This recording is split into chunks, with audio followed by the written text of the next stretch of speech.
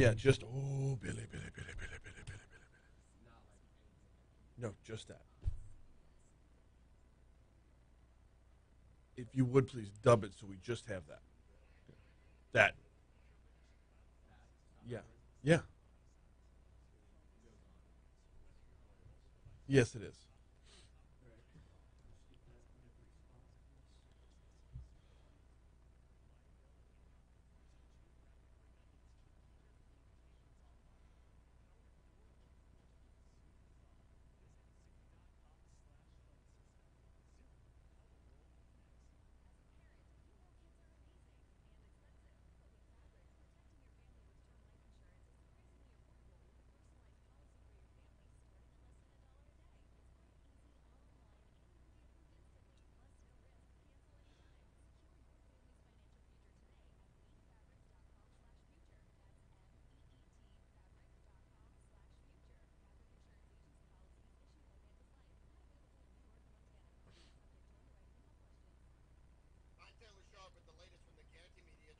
Good Lord in heaven.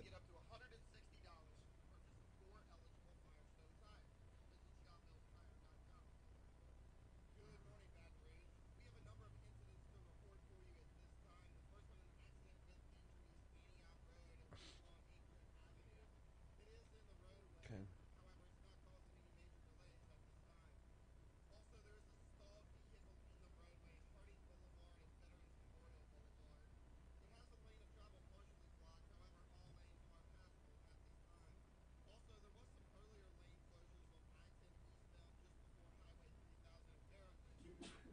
Bless you.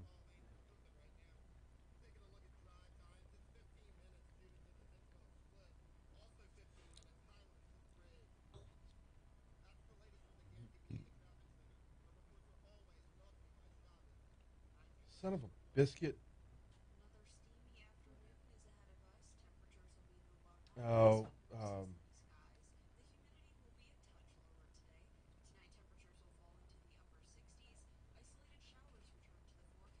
no. I gotta go let Richard in.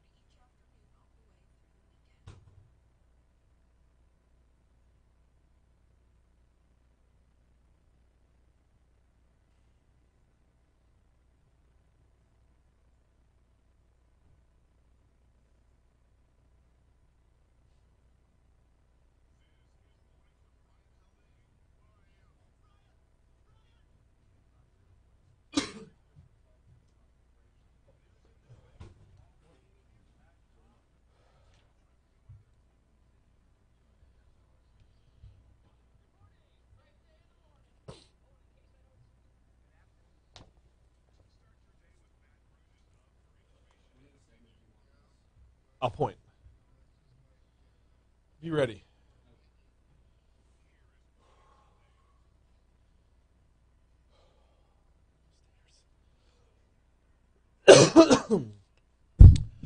.606, Talk 107.3 FM, WBRP, mornings with Brian Haldane, off and running. Brian here with you, Jake producing. Morning, everybody. How y'all doing? We have got a heck of a show lined up for you today.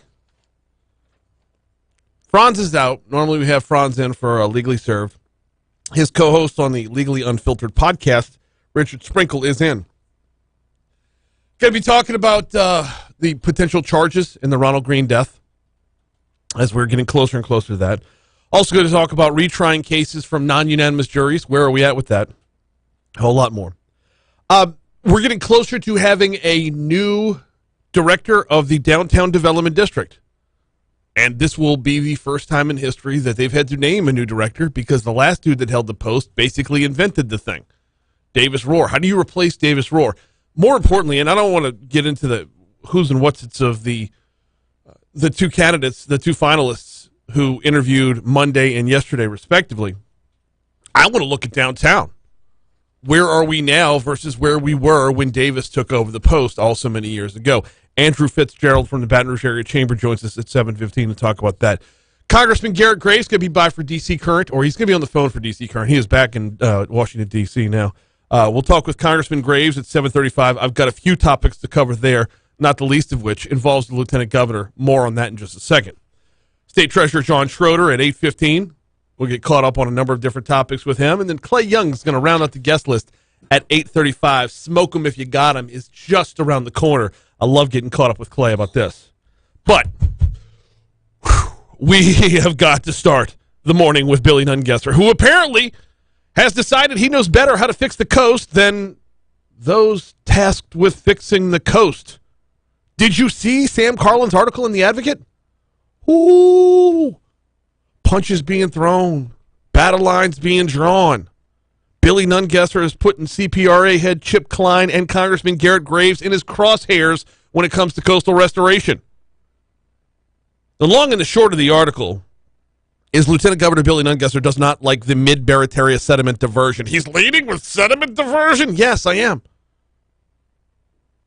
Nungesser told Carlin, quote, "I don't care if I get elected to anything ever again. This is the biggest fraud ever pulled over our eyes. There's nothing to say this diversion will have any impact for 50 years. In 50 years, we're going to be having the Grand Isle Fishing Rodeo in Baton Rouge." Then he went on to call out Garret Graves. He called the whole project a sham. Nungesser said he was tired of walking on eggshells about it. He said Chip Klein wasn't Jesus. And he did so to apparently a standing ovation during a speech at the Covington Country Club. I have to channel my inner Judge Smales right now. Oh. Billy. Oh, Billy. Note the date. Yesterday was May 10th, 2022. The governor's race is off and running. The day Billy Nungesser decided to start flexing for the governor's mansion. Actually, it was the day Sam Carlin wrote the article. Billy Nungesser started flexing on this long before. This has been brewing with him. It's been stewing a little bit. Now, full disclosure. We're going to run long. Sports isn't going to happen. LSU beat SLU last night. Ooh. Full disclosure. I like Billy Nungesser. I believe the state could do much worse than in the next election than having Billy Nungesser. And I believe that should he occupy the fourth floor, he would do a very good job. I also believe that when he comes on the show and he calls me his friend, and he does that a lot, doesn't he? Good to talk to you, my friend. When he does that, I take that to heart. Because we do have a friendship shared in a common bond, and that common bond is wanting to see a better Louisiana. But he needs to know, and know full well, that a better Louisiana means a geographically full Louisiana, and that means coastal restoration. The work that's been done in the coastal restoration space has been nothing short of a world history lesson. Seriously. When you look at the history of the world, there aren't that many instances where man has told Earth what's what.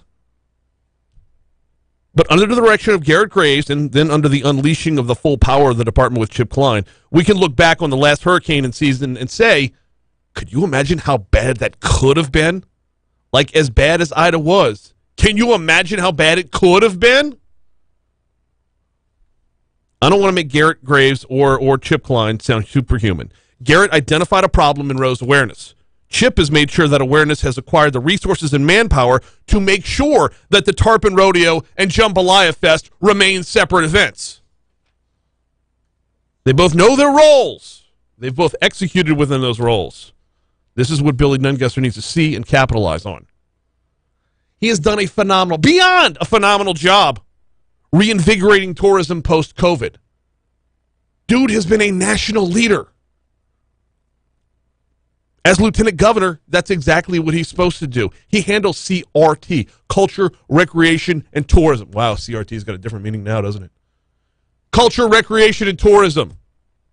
And he's supposed to do that. But, and I get that he's from the affected area, the area affected by Ida, he needs to take a step back and try to not micromanage, especially if he wants that big chair. That's part of an executive's role, is letting those who do.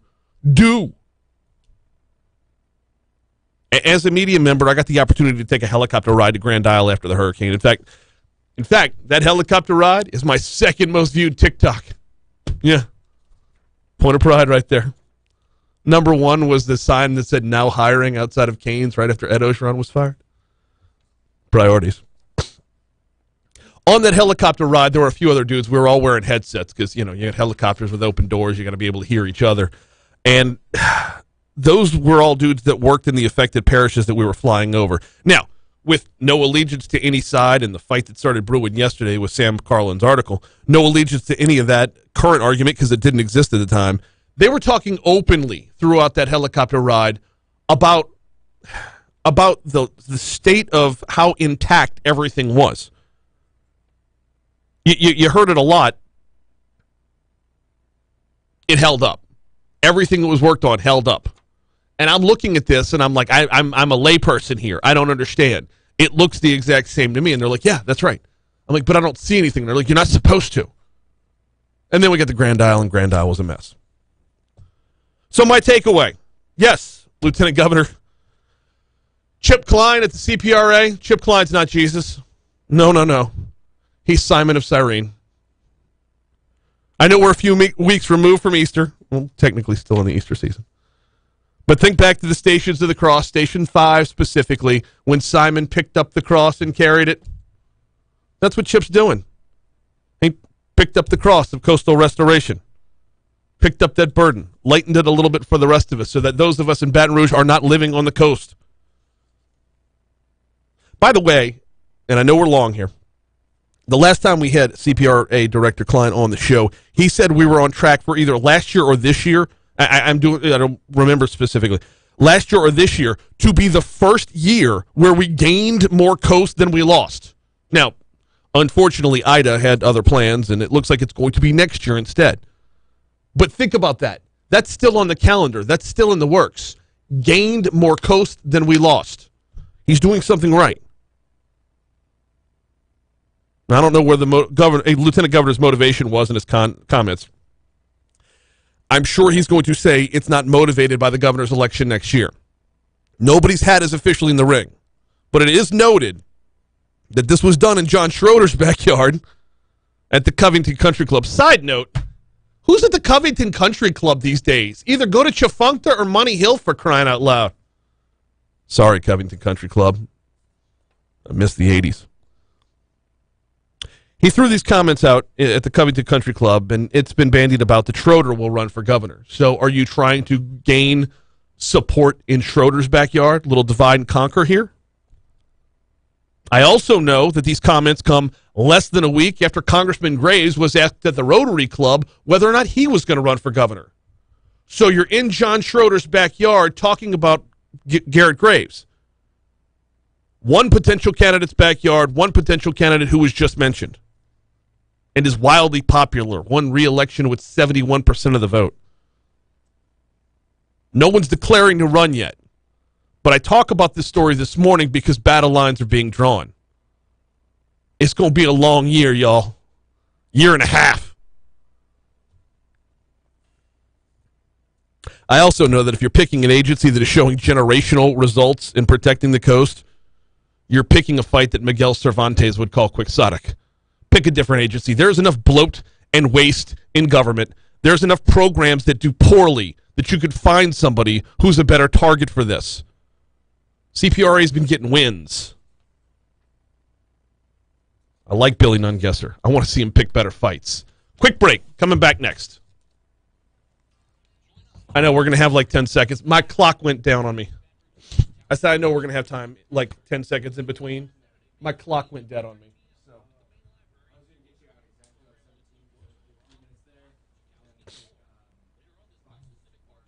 You come back to me cold, and I'm going to give the score to the LSU baseball game last night and say when softball is. Yes, it's funny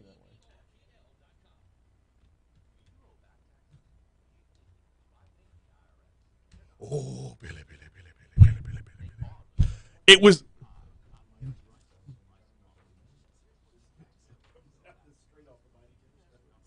Was I? I went full John Goodman? Glad I didn't go Danny McBride.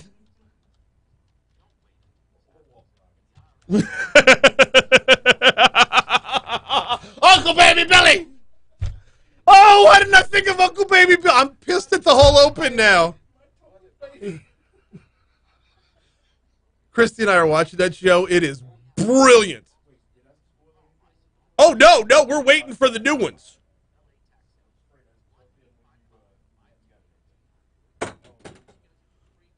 I've had, this is the weirdest connection. I've had Eric Roberts on the show 3 times now.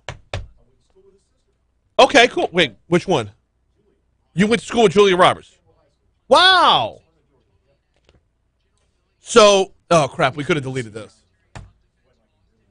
Yeah. I do. I'm wondering if typing used to be in a class in school, when is penmanship with a stylus on a tablet? When are we going to learn how to write on tablets? Right? But by then, it's all going to be fingerprint.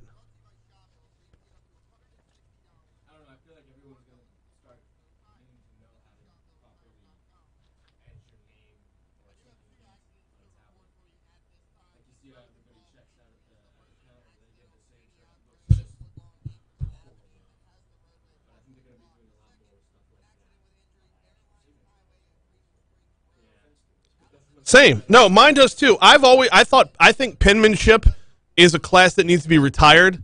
I'm told it trains your brain in a different way, so I'll take it. I trust when teachers tell me the science behind how they teach. I trust them because, when people dedicate their lives to doing something in particular, I say, hey, you've put in the effort. Same thing with CPRA. Yes. No. Oh, sorry. Sports time at Talk 107.3 FM. LSU softball. First pitch will be 11 o'clock right here on Talk 107.3 FM. Pregame begins at 10:45. Patrick Wright's on the call.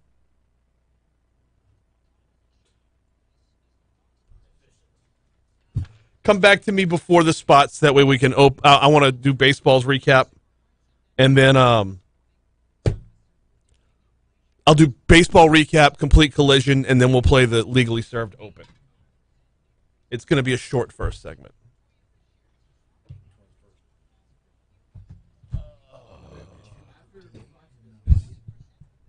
Yeah, I sure did. How much reading up did you do on St. George? Hopefully not too much, because it's going to be very cursory. I know. So, come back to me. Yes, in 30 seconds or 40 seconds from right now. Come back to me. Mm-hmm. Yes.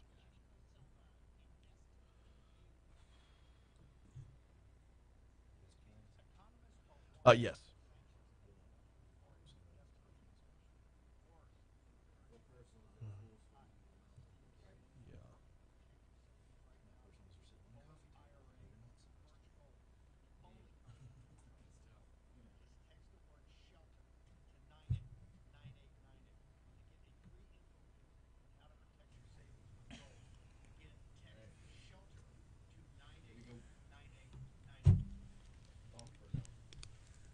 Got to wrap up those sports. I know I ran super long in the first segment. Seeing the opening salvos of next year's governor's race had me chomping at the bit.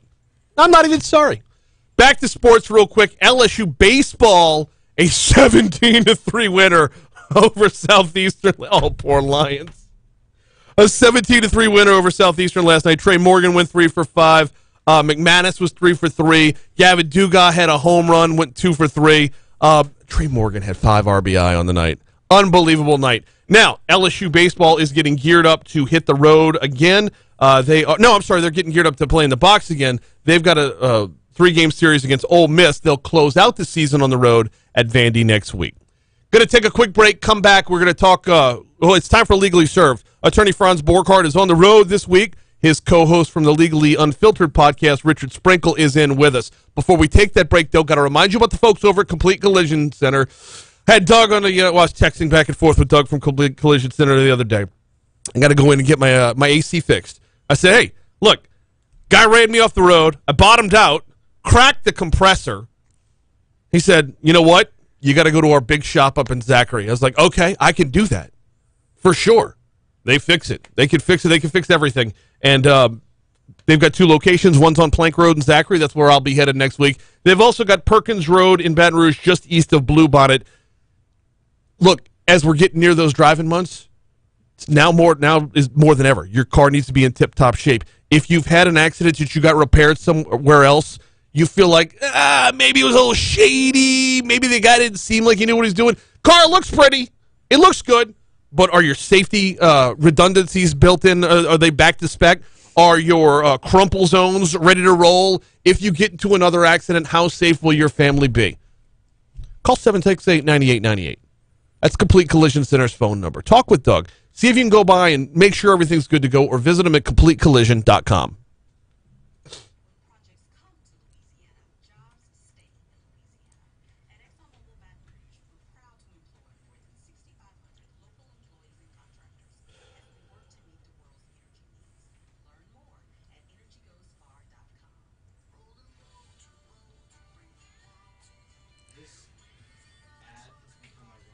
Oh, I know.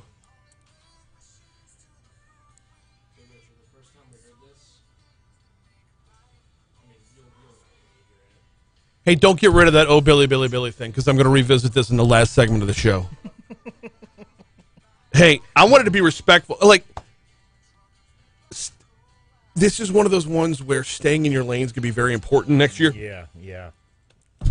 It's going to be, and I'll tell you exactly where candidates are going to go wrong here, okay?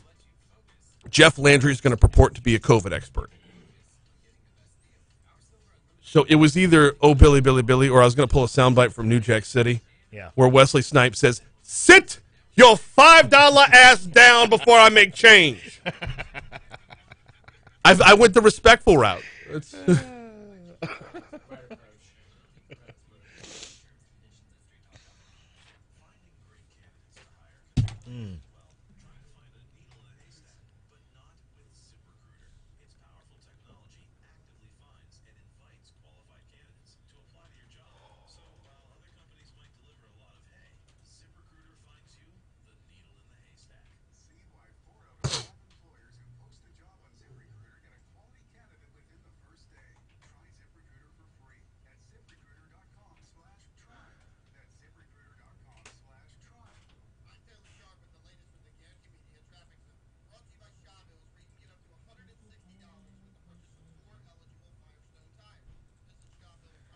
I have just the text.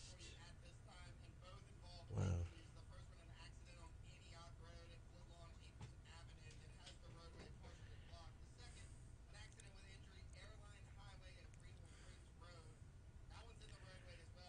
Gonna have to make sure and not accuse the AP writer of being a little too vague.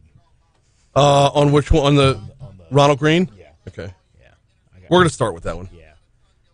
They left something out of there that's kind of important.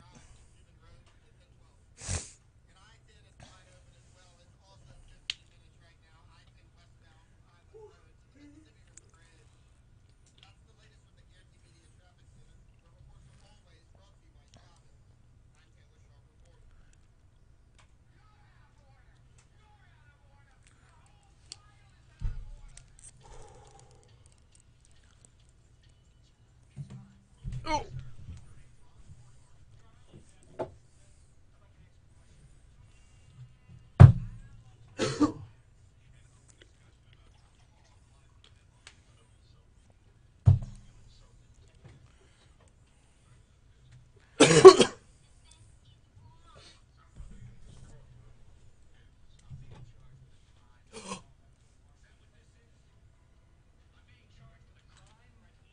I'm not even going to pay attention to the segment now. What was it? 627 Talk 107.3 FM and WBRP. Yes, we are running behind. Going to get caught up right now. Attorney Franz Borghardt is on the road today. In his stead, we have Richard Sprinkle. Richard co-hosts the Legally Unfiltered podcast with Franz, which is phenomenal. Look it up.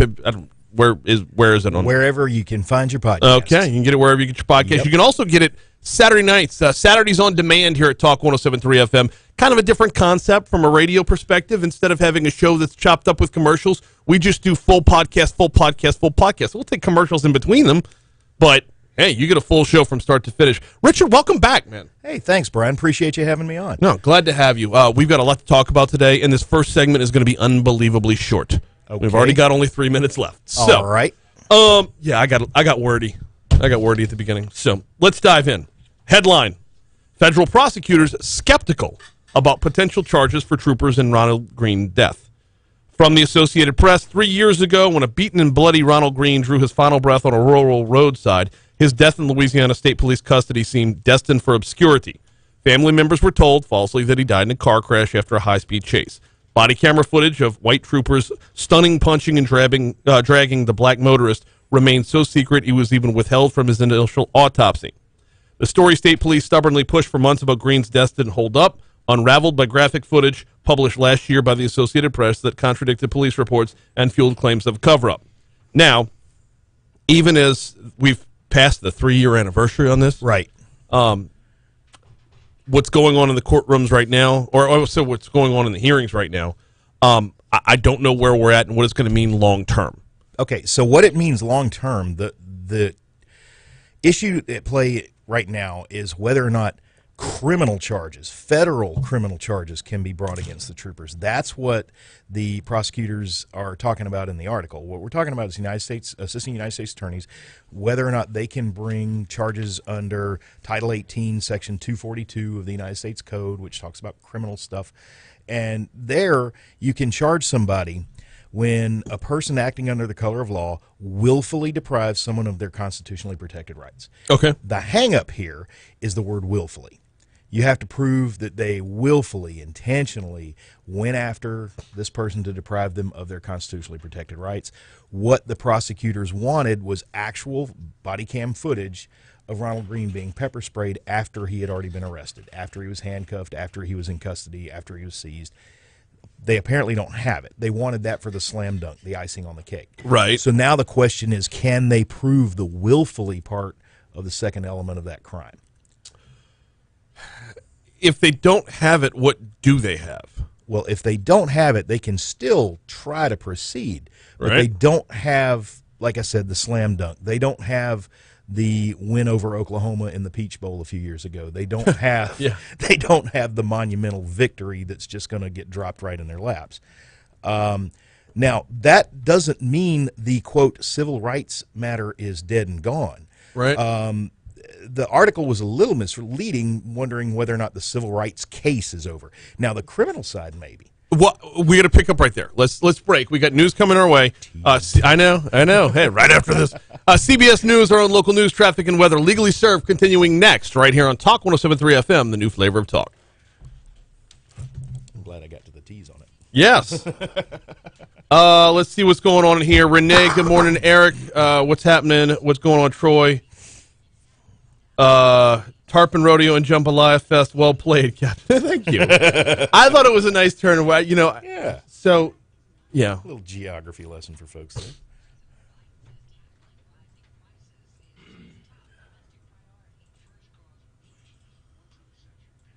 The only way to gain coast is sediment unless the ice is freezing back.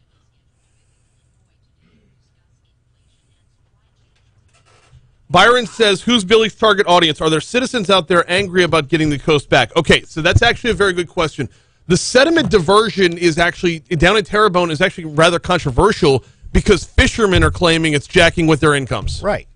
It's going to mess up, Barataria Bay and lots Right. of areas down there. So, So, but all it's going to do is push them further out a little bit. sure, but it'll kill off the local fish bed, so it's a problem in the very short term and the very geographically short distance. Right. But like you said, they can travel further out. It will, the creatures that inhabit that area, they may be killed off, and there may be new areas that, get promulgated later on down the road.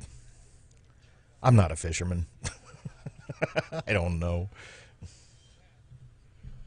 It's and here's the thing. I'm going to ask Congressman Graves about it at 7:35 because he was called out by name, and Chip Klein was called out by name as well. But Chip Klein's currently heading up the CPRA. I don't want him or Billy anywhere near this discussion. I want to talk to third-party experts. Sure. That's all I want to talk to. I want to talk to the people from the Water Institute. I want to talk to Gulf Studies. I want to talk to LSU. Find some professors. Yes. Find somebody that knows what's going Yeah. on. Right. I don't want anybody who has a Same thing we do in the political opinion on this. Same thing we do in a courtroom. You get an expert witness in there who will hopefully tell the court what's what and help the court understand without hearing from the plaintiff's side or the defendant's side. The shitty thing is, like, next year's going to suck because everybody. I really like everyone who's going to run for governor. Right, I think right. Billy would do a very good job, and I think if he were holding that post, he wouldn't have the same take that he does right now.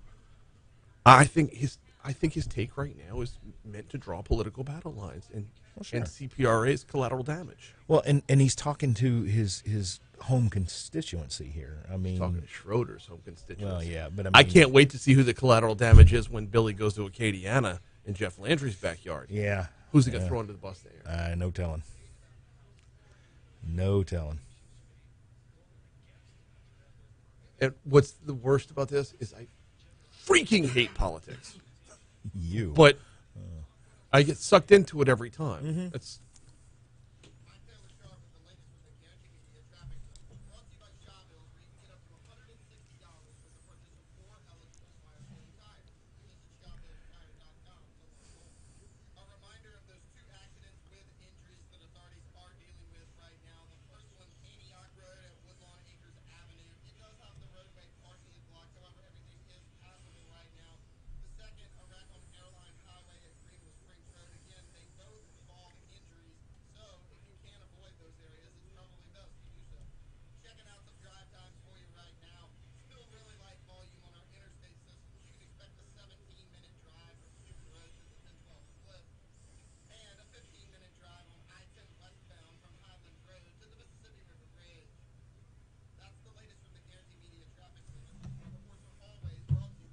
first ever Cardinals inside the park home run. oh wow, Yeah. cool. I didn't see what happened with oh geez, this stupid thing. Oh man. Hi, how are you? Good. How are you? Doing all right? You in on OTB this morning? I think so. 6:30 to 10. That would be OTB. Yep. I think Cade wants you learning all the different 1045 boards.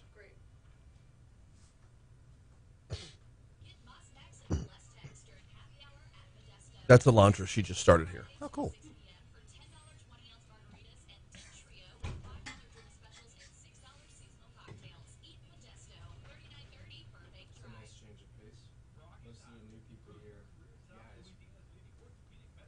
It's just the nature of the beast when you have a sports radio station. Mm-hmm. That's everybody wants to come in and be the next, Mike Greenberg or Matt Moscona or whatever. But she worked over at LRN for a while, and she works for LSU Sports Radio Network. She's one of the producers over there, board ops, whatever. Very much qualified.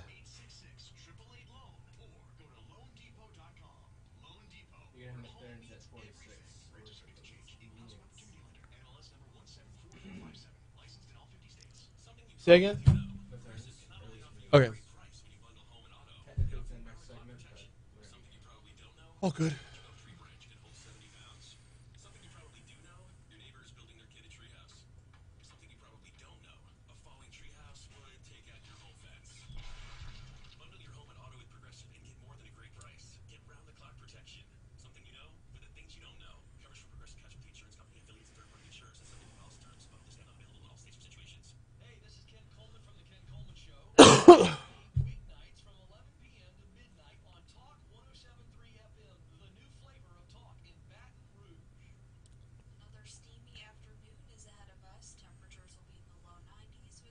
Settle down, Marissa. She had my cat on yesterday. What the?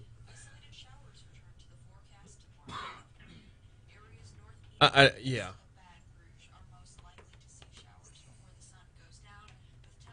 There's no reason to interview her. Who was it? That was Denise Marcel. Oh, Lord. But it's like, there's one reason to interview her. You get that. You're black. Sound off on this. Yeah. insert pandering. No, exactly. Create division. Yep.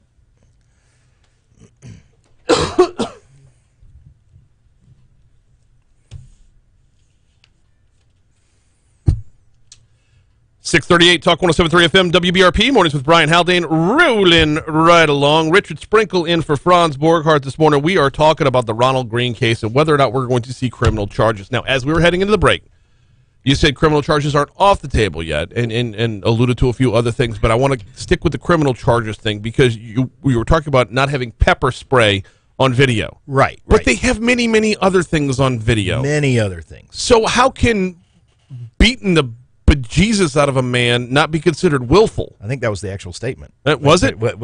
I beat the blank out of... Yeah. Yeah. So, in my eyes, they've still got a case here. A criminal case. Right. The one that we're talking about in the article. They've definitely still got it.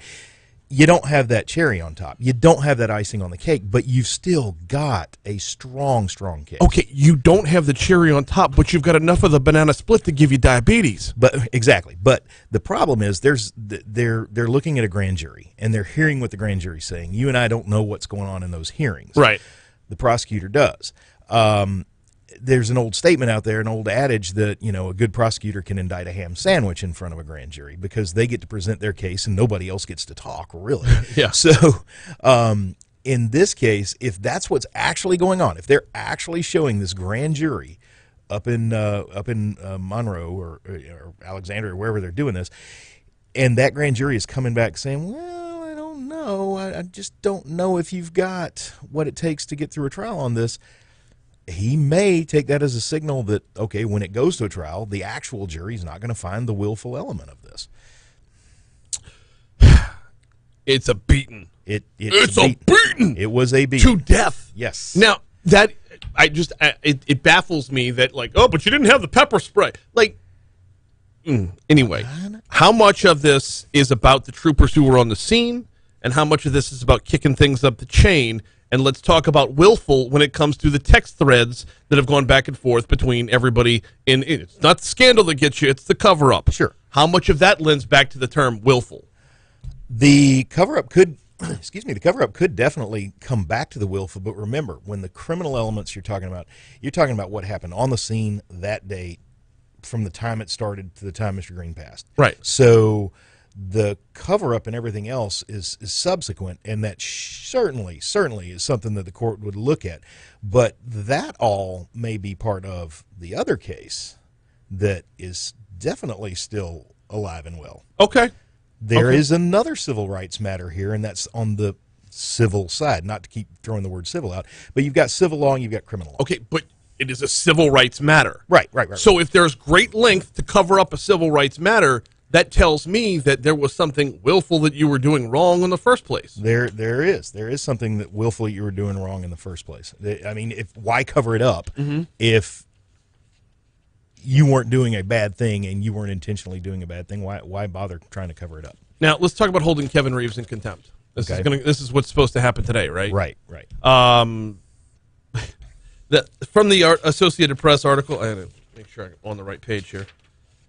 Wednesday, the bipartisan committee is set to hold an initial vote on holding former Colonel Kevin Reeves in contempt for refusing to turn over the full 3 volumes of a diary he kept while leading the agency. Reeves' lawyer delivered 11 handwritten pages to the committee last week, but contends the remainder is not related to Green and need not be turned over. It's 3 volumes. You're in a public post and you're keeping this diary, you got to hand it over, right? I would think if it's a public record, you may end up needing to turn that over. Layperson's takeaway here. Mm-hmm. I'm starting to wonder what else is in there. Anytime something is you don't need to see this. Don't look behind the curtain. Pay no attention to the man behind the curtain. Exactly. That's the impression you get instead of just handing it all over and say, here, have at it. We went ahead and highlighted the parts about Green for you. Right. The rest is still there.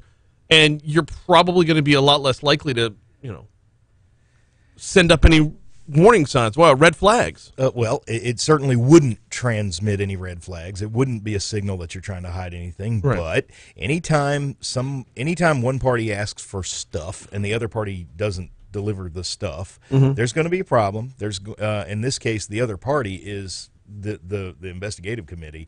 So it's not like you're telling the other attorney in a lawsuit, no, you can't have X, Y, and Z because it's privileged.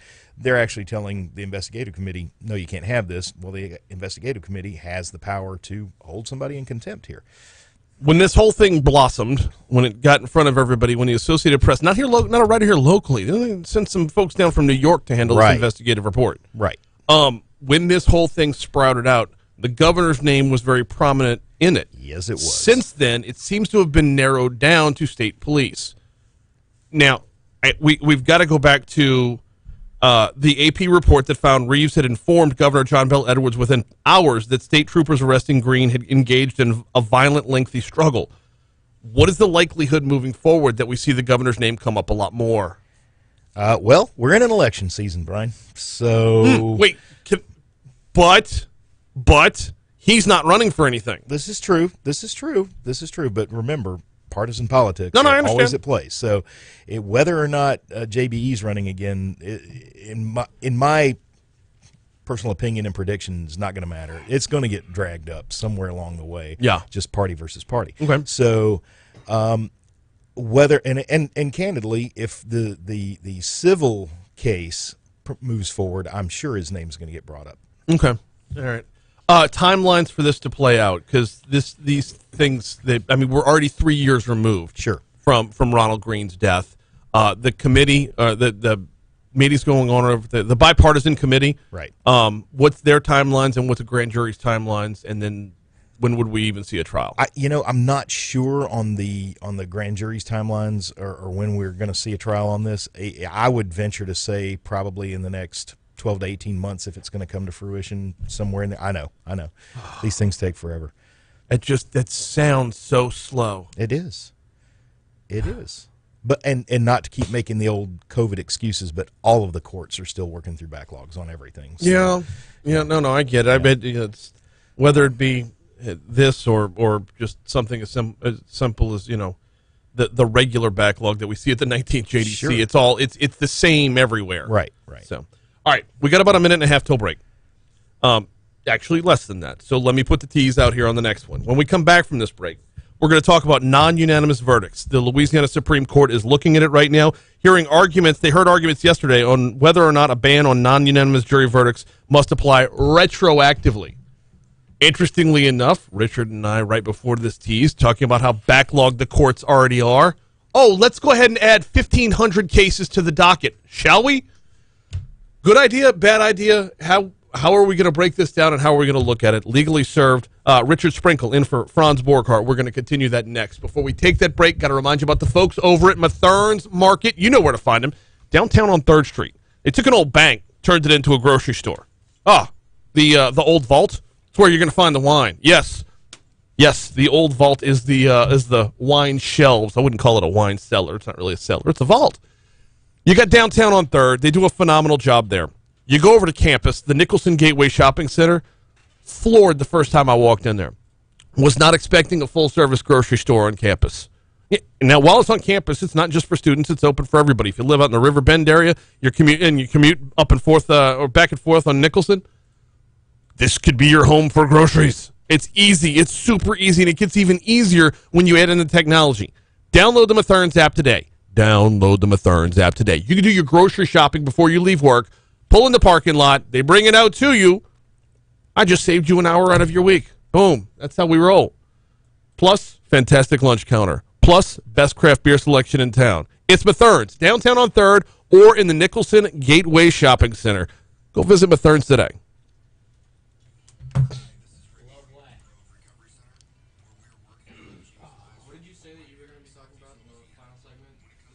The Billy Nungesser thing with CPRA again. I don't think, did I tell my wife good morning? Good morning, Christy. I don't know if I even mentioned that earlier. And good morning to everybody else on the app this morning. Eric, Troy, Byron, Tiffany, Debbie, Renee. I have to say good morning to Valerie now. Well, yes, you do. Yeah. I would highly encourage that. I have to say good morning to Valerie now. You started it.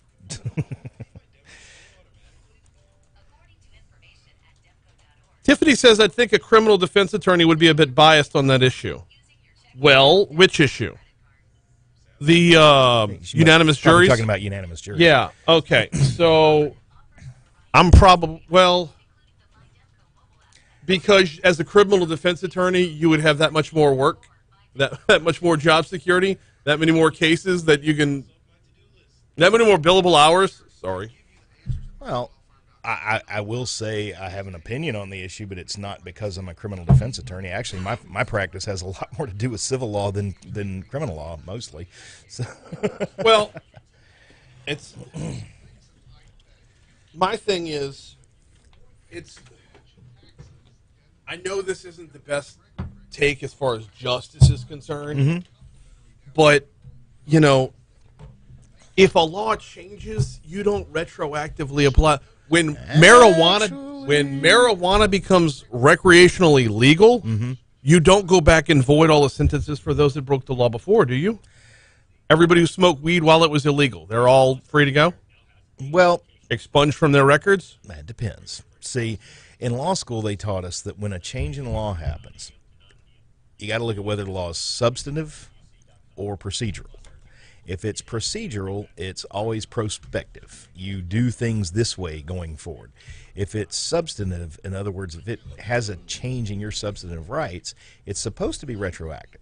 Okay. Now, the Supreme Court kind of said, nah, not this time, the United States Supreme Court, when they said, okay, anything less than unanimous jury is unconstitutional, but we're only saying that for people whose cases are still open or still have time left on their appeals. We're not going to say that. Remember 2020 they said it's a constitutional right. 2021 they said it's not retroactive, basically. That's from a federal standpoint.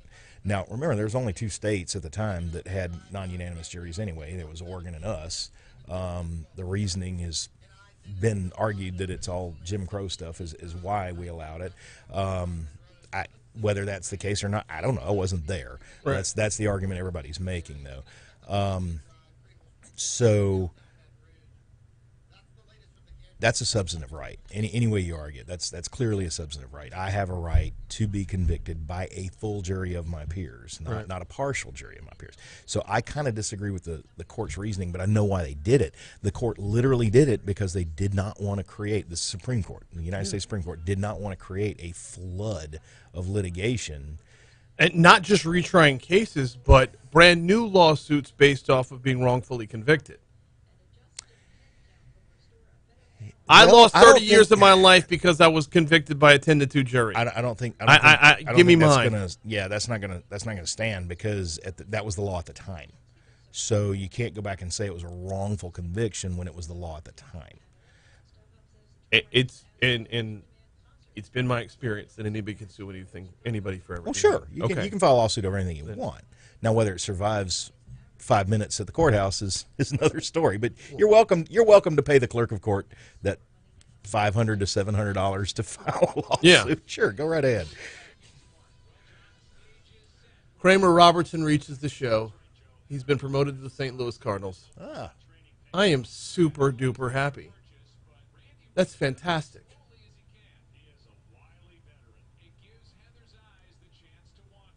Always good to see folks moving up. Well, I need to hop on my DraftKings app and find those player props on the Cardinals today. I want to see Kramer Robertson get a base hit in his first game. Yeah, I wonder what the numbers are on that. I wonder if the odds are even out yet. Who knows? Boy, I wonder if he's going to play. He's on the roster. He'd have to play. It'll be worth looking at.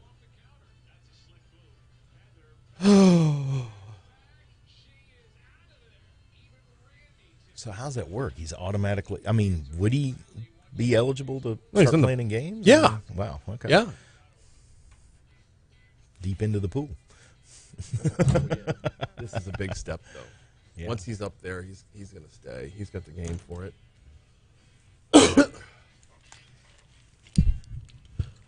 6:52. Talk 107.3 FM WBRP. Legally served, rolling right along. Richard Sprinkle in for Franz Borghardt today.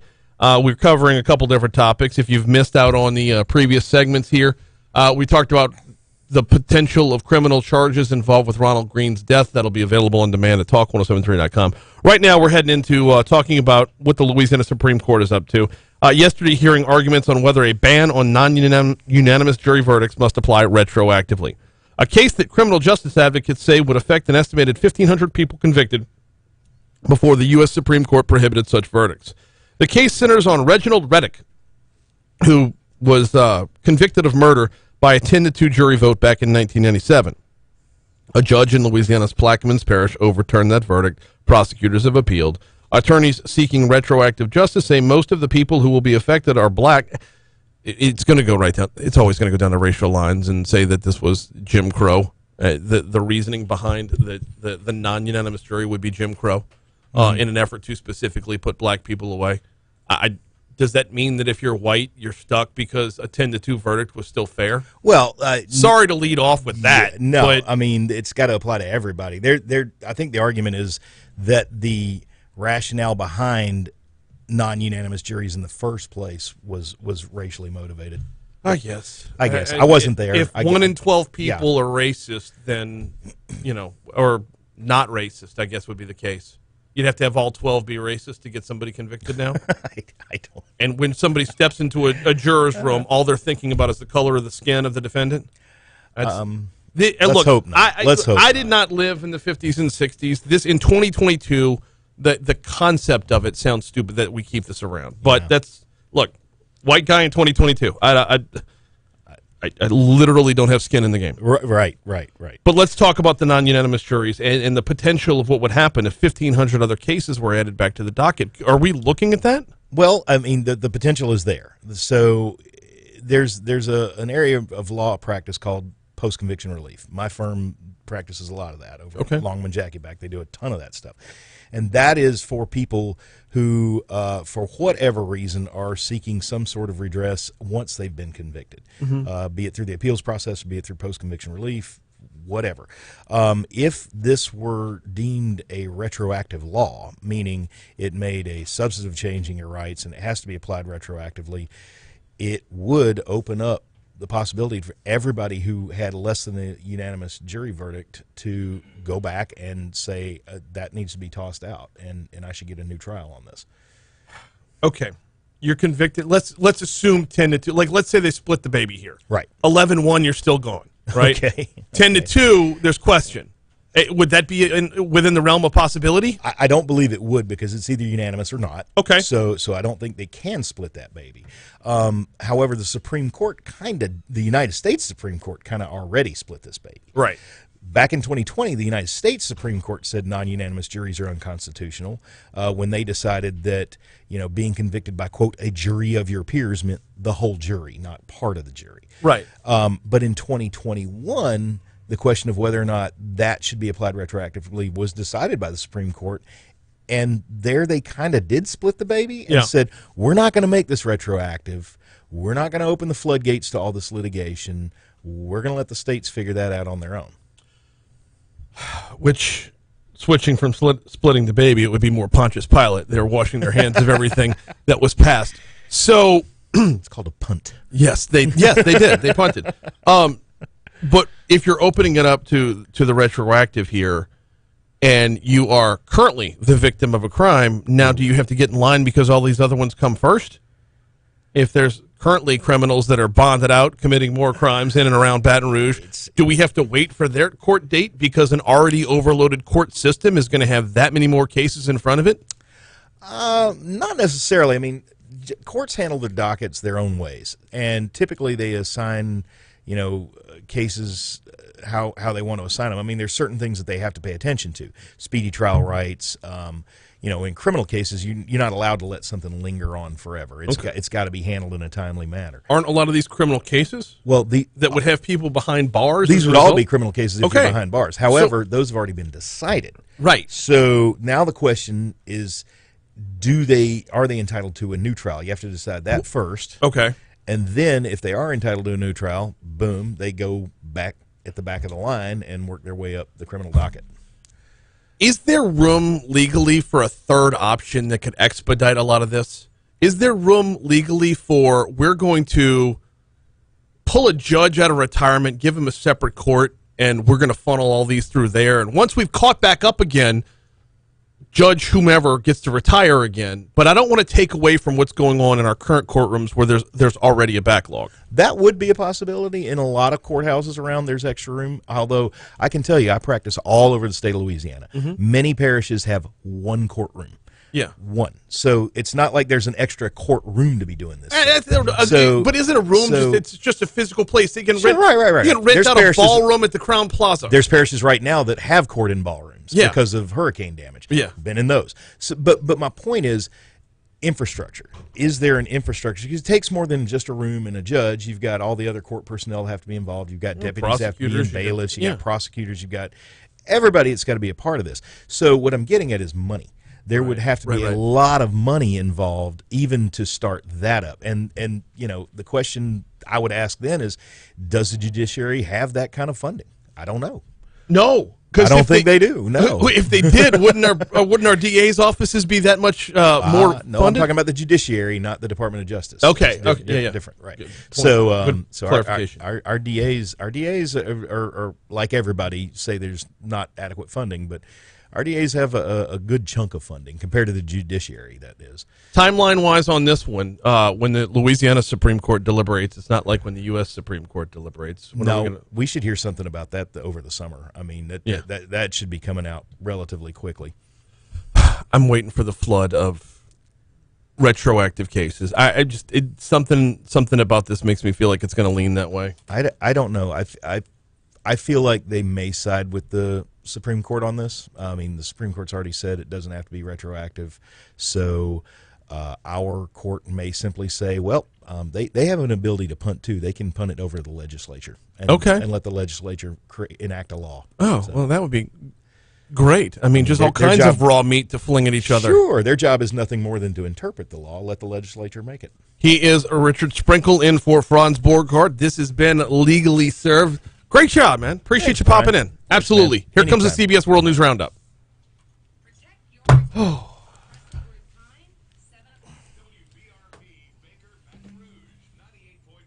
Yeah, they can punt it too if they want.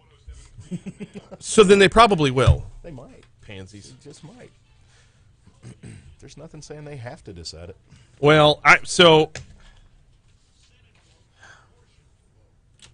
it's if it was instituted under racist tendencies, then everybody who's behind bars right now was only convicted because of the color of their skin, then we are forever going to hear about it. Yep. And if the but that would be a hard nut to prove that everybody was convicted just because of racism. Does not have to be. No, it doesn't. It doesn't. It just has to be out there. It just has to be alleged. Yep. Well, thanks, man. Appreciate you having me in. No, Anytime. my pleasure. Anytime. Send Franz out of town more often. I need to. He's in Denver? Do we know? Well, hey. Kill the mics for a second.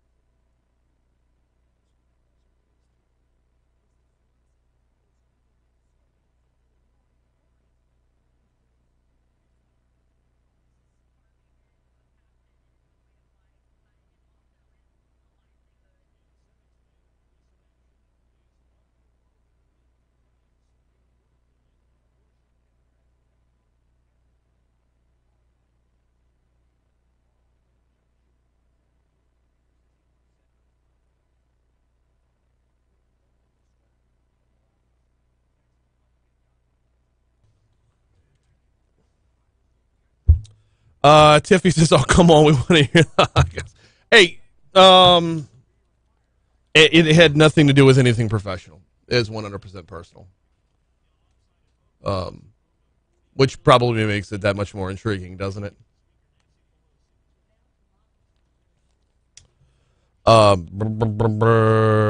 Troy says, I understand that if a law is unconstitutional today, it was always unconstitutional, but I've seen SCOTUS walk a fine line in how they address issues so as to not upend precedent.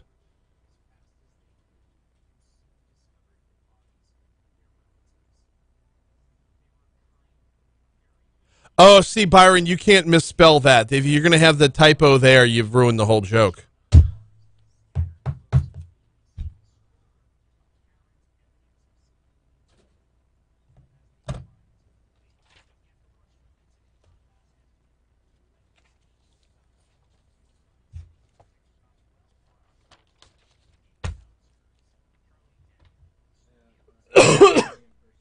Do what? No. Clay Young might be.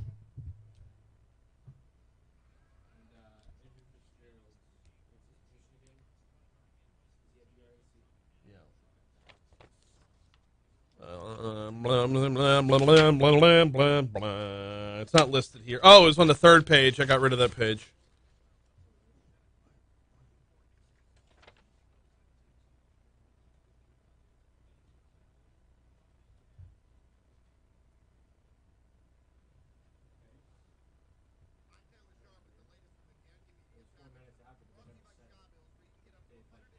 You know what? I wonder if that was like a 10-second spot in the middle of the opening segment. I wonder if they're trying to squeeze a spot in there because per the contract, there's not supposed to be a spot there at all. But that was for Rocket Mortgage, which is not a PSA. That's a commercial. Weird.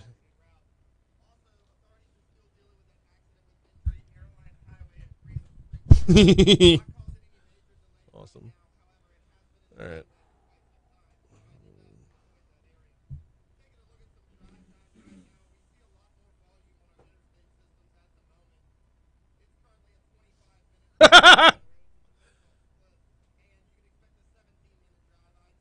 How can I get out of... Who is this person?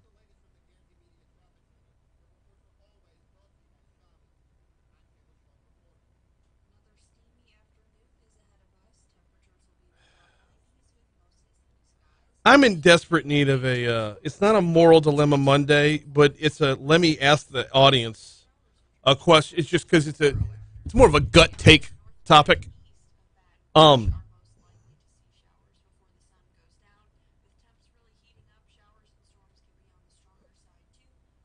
Getting random friend requests on Facebook. How do you like triage that? How do you like weigh those options?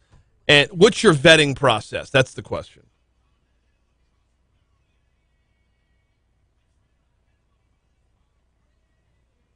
Oh, crap. I was supposed to do something during the top of the hour. What was it? Oh, I was asking rhetorically. Oh, never mind. I got rid of it. Really? Baton Rouge Mattress was supposed to start back in. They weren't off last week getting ready for Memorial Day. 706, Talk 107.3 FM, WBRP. Mornings with Brian Haldane continues now. Brian here with you. Jake producing. Hour 2 coming your way right now. Thanks again to attorney Richard Sprinkle for popping in for Franz Borghardt for Legally Served. Phenomenal segment, by the way. Richard, this is, what, his second or third time filling in because Franz likes to, take these jaunts all around the country. That's how he does now, right? He's all court TV now, so I've been relegated to getting him where I can get him. He's big time, so he's over in, he's out right now. We'll be back next week, I hope. I don't know. Hey, if it's not, I got Richard right here. Boom. Keep it rolling. We got a busy hour this hour. Next segment is going to be a little bit different. It's a lot of this show is headline driven, news cycle driven, if you will. But next segment is going to be more of a retrospective and an adding up of where we are based off of other headlines. We are in the final stage, as I say we, those of us in Baton Rouge. Baton Rouge is in the final stages of finding a new head for the downtown development district. Now, there's only been one. Did I just make Davis Rohr the Highlander? There's only been one. Davis Rohr basically invented the downtown development district for Baton Rouge. He's run that bad boy for years, all the way up until his passing. Where is downtown now versus when Davis got started? What are we looking at there? And what are the needs of downtown now moving forward? And we're going to use that conversation to kind of shape where we're headed with the next director. Andrew Fitzgerald is with the Baton Rouge Area Chamber, and he's taken on a, I don't want to call it a side role because it's still the main role, but he does BR by the numbers. He's going to join us in our next segment to talk about this. And the BR by the numbers put out a email on Monday. Says a decade of downtown Baton Rouge development at a glance. So that's exactly what we're going to look at. Also this hour, Congressman Garret Graves is going to be on board for DC Current. Congressman Graves joins us every week. I've got to ask him about this Billy Nungesser CPRA or Billy Nungesser not liking sediment diversion topic. Well, there's going to be a ton of topics to talk about. Ukraine, inflation, all of it's on the table. But there's no way I'll let the segment go by without at least addressing it because Congressman Graves was the one who got this ball rolling over at CPRA before moving up to Washington, D.C. That's all coming your way later this hour. We start off the hour, though, with top stories and trending. Let's hit it.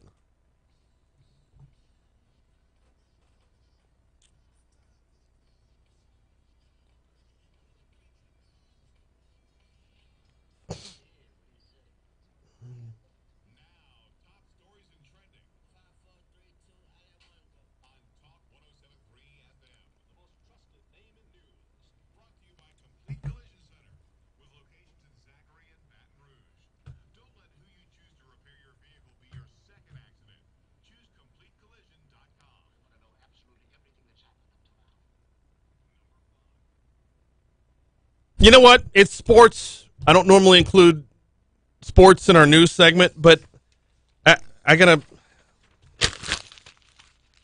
I was looking up the TV during the last segment of Legally Served just a minute ago, and just a minute ago, 9 minutes ago, and saw where a former LSU Tiger has been called up to the show. I don't know if you'd consider this news. It is to me, though. Kramer Robertson is with the St. Louis Cardinals now. Big shout out.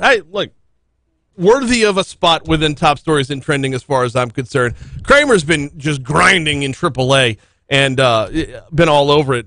Getting called up to the show. Don't know if he's going to see the field up there in St. Louis or just ride the pine a little bit, but good on you, Kramer Robertson, getting called up to the major leagues. I don't know why that hits different. There's plenty of LSU guys in the show. Yeah. Kim Mulkey, maybe? I mean, since his mom's the basketball coach now, that might make it different. Remember when he got hit in the face? Like with that distorted, bloody, puffy. Yeah. Anyway, back to the real news. A second woman was arrested Tuesday for a car that was set on fire at a home on Pontotoc Street back in April. That's got to be a typo. According to the Baton Rouge Fire Department, 25-year-old Armisha White helped Tarika Scott set fire to a car back on April 6th. Investigators said White and Scott turned security cameras at the home to not be caught on video, but officers said pictures showed Scott at the scene. White and Scott were both booked with simple arson. Police responded to a person found shot on Secretary Road near some apartments on a dead-end street up in Zachary. The shooting happened around 5 p.m. yesterday. Eyewitnesses said they heard what they believe was a handful of shots, saw a vehicle flee the scene. The shooting scene is near the corner of Main Street and McHugh Road. Police were busy with the incident about 5:30 yesterday afternoon. No further specific information was released at the time that this was printed. No more COVID checks on campus. LSU has released its updated safety guidelines effective for the upcoming summer session. An email sent out by the university's Office of Communications and University Relations laid out a number of changes to campus protocols. Among them, it says, quote, effective Saturday, May 14th. The daily symptom checker will be discontinued. You will no longer receive daily email or text alerts. LSU students, faculty, and staff are still required to report positive cases of COVID-19. The new reporting tool has been added to your My LSU homepage and can be accessed under the campus community menu. LSU students, faculty, and staff must continue to follow the most updated CDC isolation and quarantine guidelines. No word on if they're going to continue to search the Dookie water. Emotions ran high yesterday as hundreds gathered at Healing Place Church to pay their respects to Deputy Nick Toulier. Toulier was wounded while protecting his fellow officers after a gunman opened fire back in 2016. We all remember the incident that Sunday morning at a Be Quick, or around the Be Quick, I should say. He fought for his life for 2,119 days, ultimately succumbing to his injuries on May 3rd. Toulier and his family endured unspeakable challenges with unwavering strength every step of the way through his recovery. Several of his colleagues and even Governor John Bel Edwards took the stage to honor his sacrifice. If you got a good look at the streets of Baton Rouge yesterday, specifically around Airline Highway, I mean, it was the procession back to Denham Springs was emotional. Just the procession itself was emotional, much less the service. Caught a couple pictures of the flags being draped over the highway along the way. You can check those out. They're on my Twitter page. It's always heartwarming to see someone sent home in that way. Those are your top stories. Here's a look at what's trending this morning. We're actually right back to sports. Tom Brady. 7-time Super Bowl champion Tom Brady will join Fox Sports as its lead football analyst once his playing career ends, the network said Tuesday. When that actually happens will be unclear because Brady recently unretired, changed his mind, said he plans to continue playing for the Tampa Bay Buccaneers for his 23rd season. Fox Corp CEO Lachlan Murdoch made the announcement during a corporate investor call on Tuesday, quote, over the course of his long-term agreement, Tom will not only call our biggest NFL games with Kevin Burkhardt. Ooh, Kevin Burkhardt's good. With Kevin Burkhardt, he will also serve as an ambassador for us, particularly with respect to client and promotional initiatives. Murdoch said it's entirely up to Brady when he declares to retire from football and join Fox. Brady led the Buccaneers. We all know about the Super Bowl in 2020. We don't talk about that. Fox recently lost its top football announcers Joe Buck and Troy Aikman to ESPN. They're replacing Buck with Burkhardt. Tom Brady is going to make $375 million for his efforts. Just hearing that news, one might say I'm deflated. Quick break. Coming back. Talk downtown next.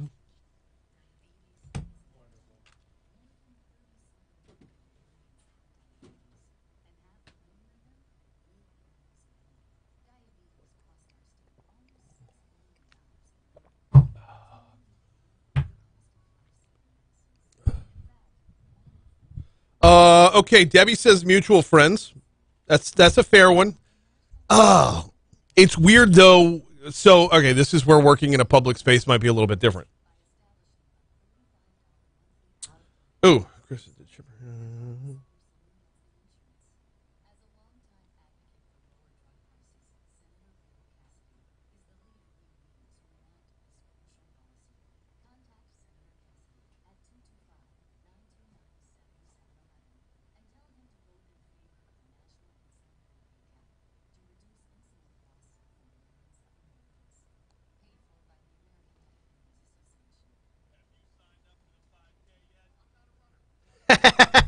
Rocco.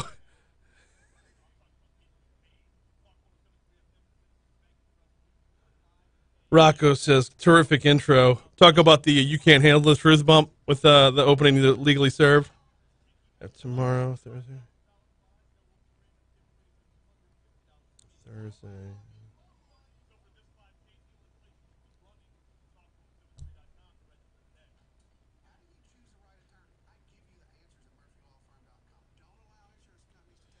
All right, so it's a little bit more of a public job, so mutual friends might just be adding people in the media to add people in the media. So I don't know that mutual friends are actually friends. It's like, and actually that's something that throws up a red flag for me. If I click on somebody and the mutual friends are like Gordy, Moscona, Jacques Doucet, Michael Cobble, like if it's just nothing but radio and TV dudes, then I'm like, have I met you? And then I feel bad if I have.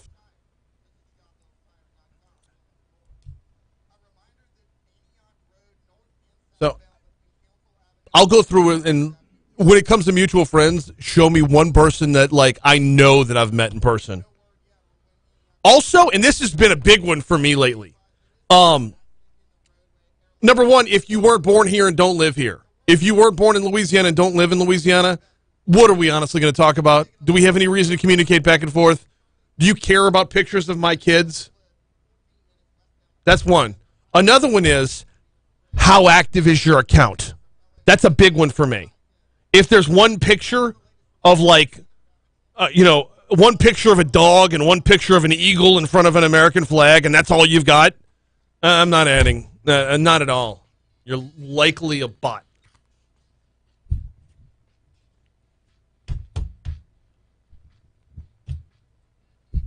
.717 Talk 107.3 FM WBRP. Mornings with Brian Haldane rolling right along. So, for the first time in its existence, the Downtown Development District is tasked with finding a new director. And the reason this is the first time that's happening is because the guy who invented the whole thing, he ran it very successfully for decades, and then he passed away. Talking, of course, about Davis Rohr, but I'm also talking about the legacy he leaves behind. Andrew Fitzgerald's with the Baton Rouge Area Chamber, and he handles BR by the numbers, and put out an email earlier this week talking about the growth and the development of downtown over the past decade. He joins us right now. Andrew, welcome back to Talk 107.3. How are you, man? Doing great. How about yourself? Doing very well this morning. Glad to have you back on. Glad to be talking about this. As I was reading the email, I'm like, you know what? Taking stock of what's gotten done and how our needs have changed is going to directly affect the conversation about who should be running it. So, had to reach out, and I appreciate you hopping on board. No, glad to talk about it. It's an interesting topic and one that's really important to any growing metro like ours.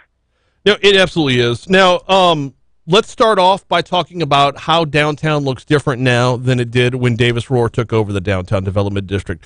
What has that evolutionary process been like? So what we've seen, especially over the last decade, which is what we focused on, it grew significantly both in terms of population as well as number of businesses downtown as well. Population actually grew faster than anything. It grew faster than EBR itself. It grew faster than Ascension, faster than Livingston. Percentage-wise, right? Yeah, so about 25%. So you have, 25% more people living in the DDD district than you did in 2010. That translates into almost 800 new residents, which for a relatively condensed area, it's really significant. To be clear, let's make sure we know what the boundaries are for downtown, because it's the common understanding is 10 to the Capitol Lakes, river to 110. That's basically it, right? That's basically it, that rectangle, yeah. Yeah, so there is a separate, on the other side of 110, they're calling downtown east now. Does that count as the same? No, it's technically not part of the district. It's actually defined by state law, I believe, either state law or local ordinance, but there's defined boundaries. Population growing by 25% over that decade period, it sounds very significant, but looking back on it, downtown wasn't the most residential friendly when Davis Rohr took over. So that's right. To me, asking someone to live there is probably the toughest sell of all. It's one thing to work there during the day, but I'm of the aged group where when places like Happy's first started opening up, or any of those bars on 3rd Street, the rest of downtown was a ghost town outside of business hours. Right, and you can see that that's not the case anymore because it's able to support something like Mathern's, which is a full-service grocery store downtown that is thriving, and that's because there's such the urban core is growing in terms of population so much. Many of those 800 new residents are living in apartment buildings that just weren't there in 2010. And those apartment buildings have 90% plus occupancy too. So, we can tell that population is there and it's growing and growing because of the new businesses that are growing with it. More than 1,700 businesses, nearly 29,000 employees. This also means while the population has increased, so has the number of commuters. How has downtown adapted on that front? So downtown has been very careful to have adequate parking. People everywhere will always complain there's not enough parking, but we really do have a lot of parking spots. In fact, we could probably afford to build up and maybe have a garage rather than so many surface level lots themselves. So In terms of the infrastructure, it's holding up really well. Mm-hmm. One thing that benefits it in terms of infrastructure is it's on the same grid as the state capitol. So residents do enjoy kind of not having their power outages, even in really inclement weather. I like it. That is one question I would not have thought to ask. What electrical grid is it on? And, well, we've seen it with the last 2 hurricane seasons. We've seen how frequently this can happen. Or when the, what does the mayor call them, the thunderstorms on steroids? When those pop up, you run into the exact same problem there as well. The bar and restaurant scene downtown, this was something that was the initial foothold in the growth, or at least the way I remember it. Rebuilding 3rd Street was a big thing. Right. How has that been used as a catalyst, and where does it need to be improved moving forward? So it's been a catalyst because you see growth going further and further east as well. So you have 3rd Street, but now you look at 4th Street, 5th Street. There are more businesses there. There are more bars and restaurants. You think about Cocha all the way out on 6th, the giant Heron building with hundreds of apartment units out on 7th. So really, it's kind of what you see in mid-city where, if you get government to work, the streets north and south of government, begin to get more and more, and there's some momentum behind that growth geographically as well. Where does it need to go from here? So really, the density needs to continue. The one thing that I pointed out that they're missing is there's just a small amount of retail, but retail only comes when there are consumers and not necessarily people just walking around during their lunch break. So continued population growth is really important. We took a fact-finding trip to Greenville about a month ago, about the same size metro area, similar in terms of heavy manufacturing. It's a university town, but the fact of the matter is they have 3 to 4 times as many housing units in their downtown urban core as we do. And, there's no reason that we can't have the same thing. Similar median income, similar demographics. Is this going to fly in the face of the wants, needs, and desires of where residents are right now? For example, how much of this will be forever changed because of COVID? Retail especially is one where we've predominantly shifted to an online presence. How tough of a sell is that to bring in retail? Yeah, and that's one thing that we've seen is that places like Greenville are very intentional with what they have downtown, and they have a lot of public-private partnerships to make sure that, a developer might take a little bit less profit because they want to make sure that kind of retail has an opportunity. Okay. So they might give them a lower rate per square footage. So there's certainly things you can do to tweak that model. But I agree. At the start of the pandemic, I was really worried that people wouldn't want to live in dense locations because this fear of illness that just would stick around after everything was over. But what we're seeing is occupancy rates are just as high as they were pre-pandemic, if not higher, 92, 93, 94%. So demand is there, and you can tell it's there because people keep on building more apartments. Let's talk about building more apartments and who those apartments are targeting as well. There was, for some time, a proposal to build a big high-rise that was going to be like for senior living that never materialized. There's been a very intentional targeting of young talent to move downtown. Right. How do you continue that push? How do you continue that that level of recruitment? It's kind of a chicken and egg situation, right? We need more demand, but we need more apartments in order to supply that demand. Yeah, I think it's incumbent that folks like Brack make the business case for why we need more kind of dense housing and apartments and high rises in downtown Baton Rouge. That business case exists by looking at other areas doing the exact same thing. We're losing talent to cities that have kind of walkable, vibrant downtowns, and what we have on 3rd Street is great. We just need to grow it and expand it. So instead of having 3,200 people, downtown can be home to 6, 7, 8,000. That also has a bank shed effect of helping everybody in the parish and metro area because that's less traffic. That's more people walking to work, not on the highway. Is there room for geographical growth downtown to actually move the accepted borders of what downtown is? I think there is, but that's the good part about kind of multifamily housing is people are very worried, in some cases understandably so, about more expanding home building in their areas around the parish and metro. But downtown you can build up. Building out's good, and we can talk about downtown east, but there are plenty of vacant lots or smaller 2- or 3-story buildings that could just be turned into something like 525 Lafayette or the Commerce Building, 9 stories and 100 apartment units. So building up is always an alternative, especially in an area that didn't flood during 2016. Oh, I know, right? It's kind of a big factor. Yeah. Speaking of building, there's been a trend nationwide for finding new life for old buildings. Downtown Baton Rouge, the Watermark is probably the best instance of this. Does downtown Baton Rouge have other opportunities right now where that can be implemented very, very quickly, where you can bring new life to an old building? One of the things that I've seen is that kind of vibe is one of the appealing things for young talent.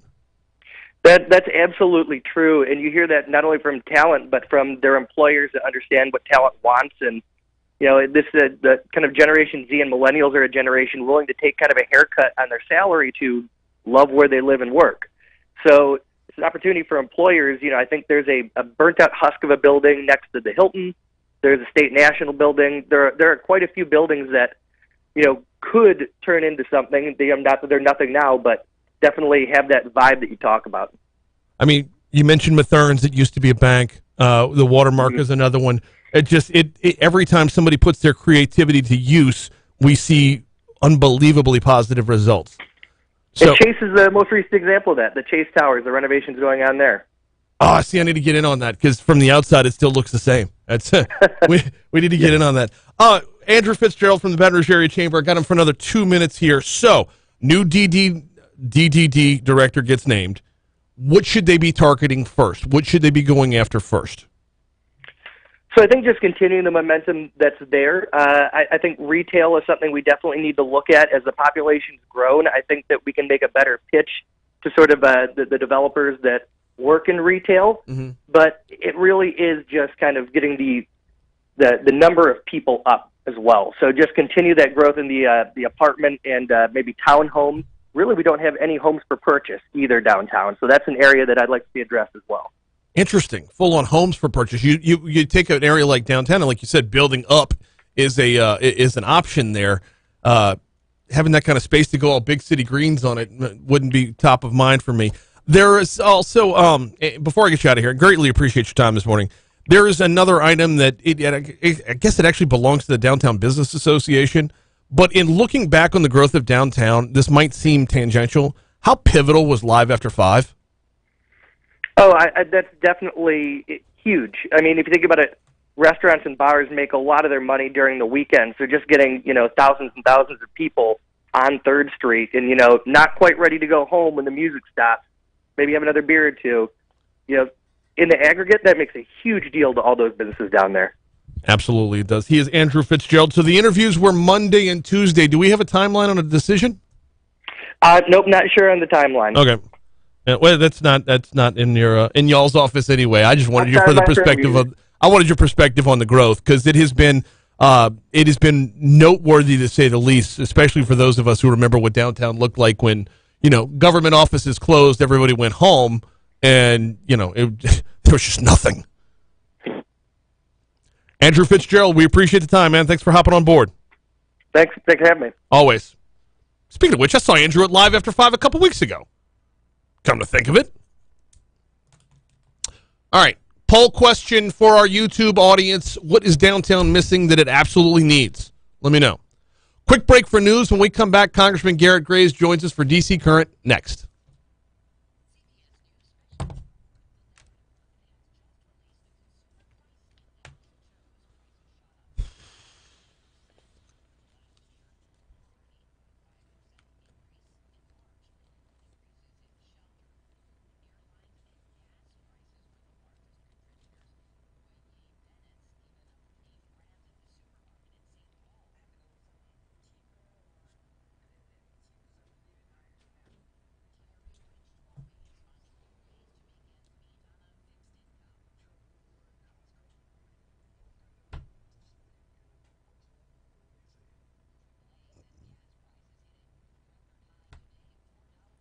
Oh, Tiffany says, for lots of us moms, most of the random Facebook requests ends up being MLM cult recruiting.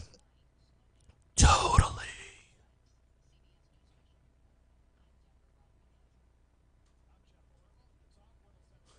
F them kids.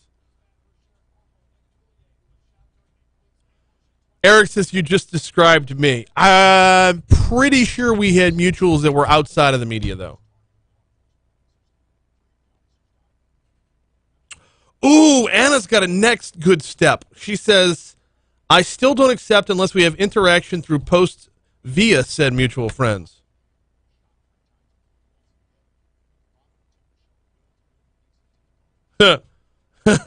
Walking to restaurants and bars is more meaningful to me than walking to work. I don't leave work after 3 martinis.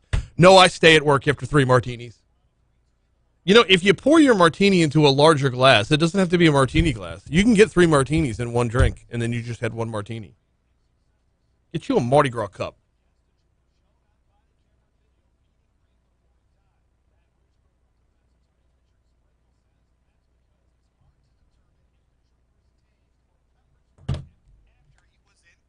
I think if prosecutors could find footage of Mr. Green being pepper sprayed once he was in custody, i.e., handcuffed and laying on the ground, then that would certainly be evidence of, willful deprivation of rights.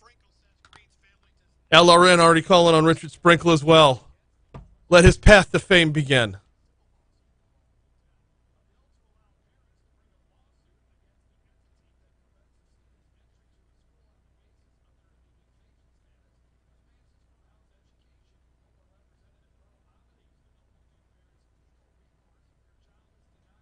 It's the same Ford experts every day.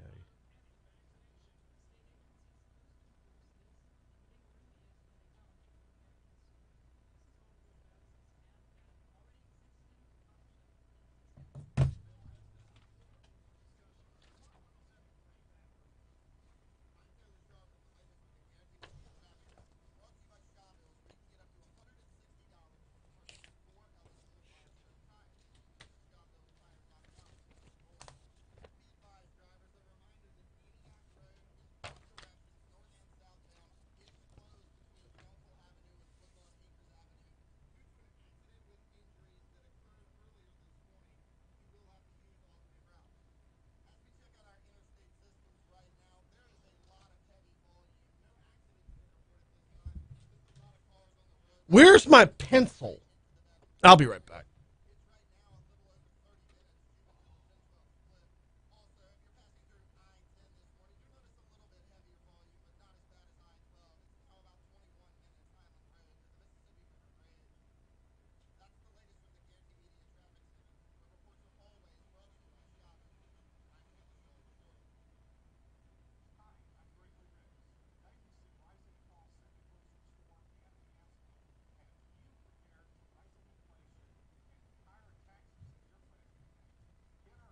My knee is killing me today.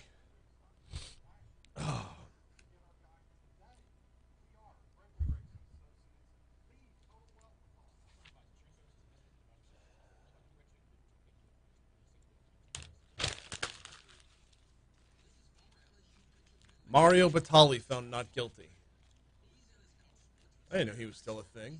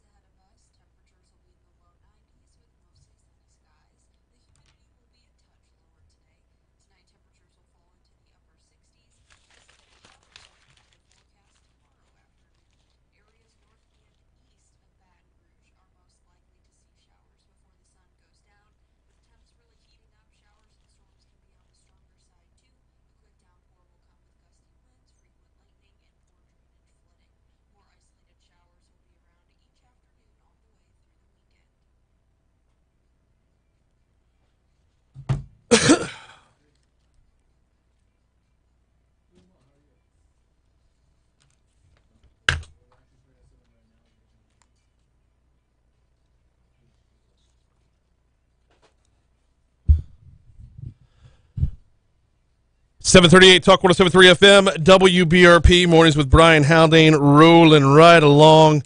Back in D.C. with a fresh new haircut, I might add, Congressman Garret Graves. He joins us every Wednesday. He joins us now.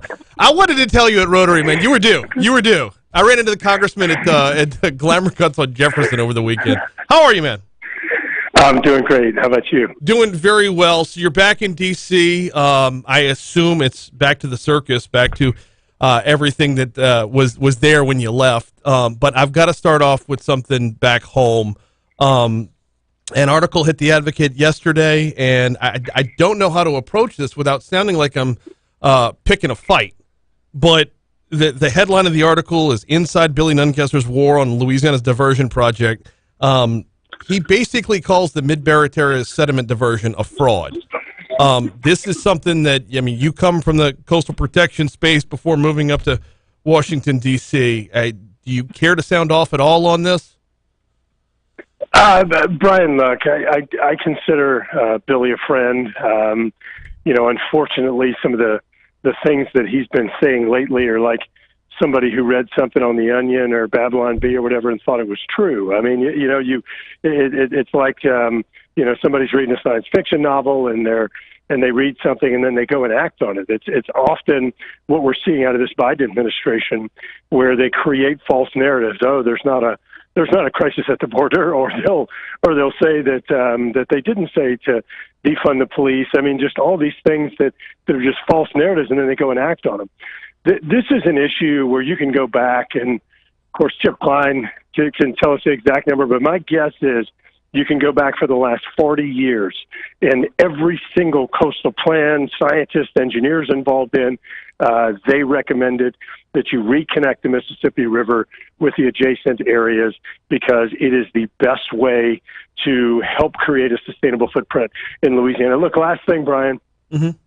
If you go back and you look in geologic time, the fact is, I mean, this is a fact, is that Baton Rouge, Louisiana, New Orleans, Louisiana, Morgan City, I mean, all of these places were literally the Gulf of Mexico. They were the Gulf of Mexico.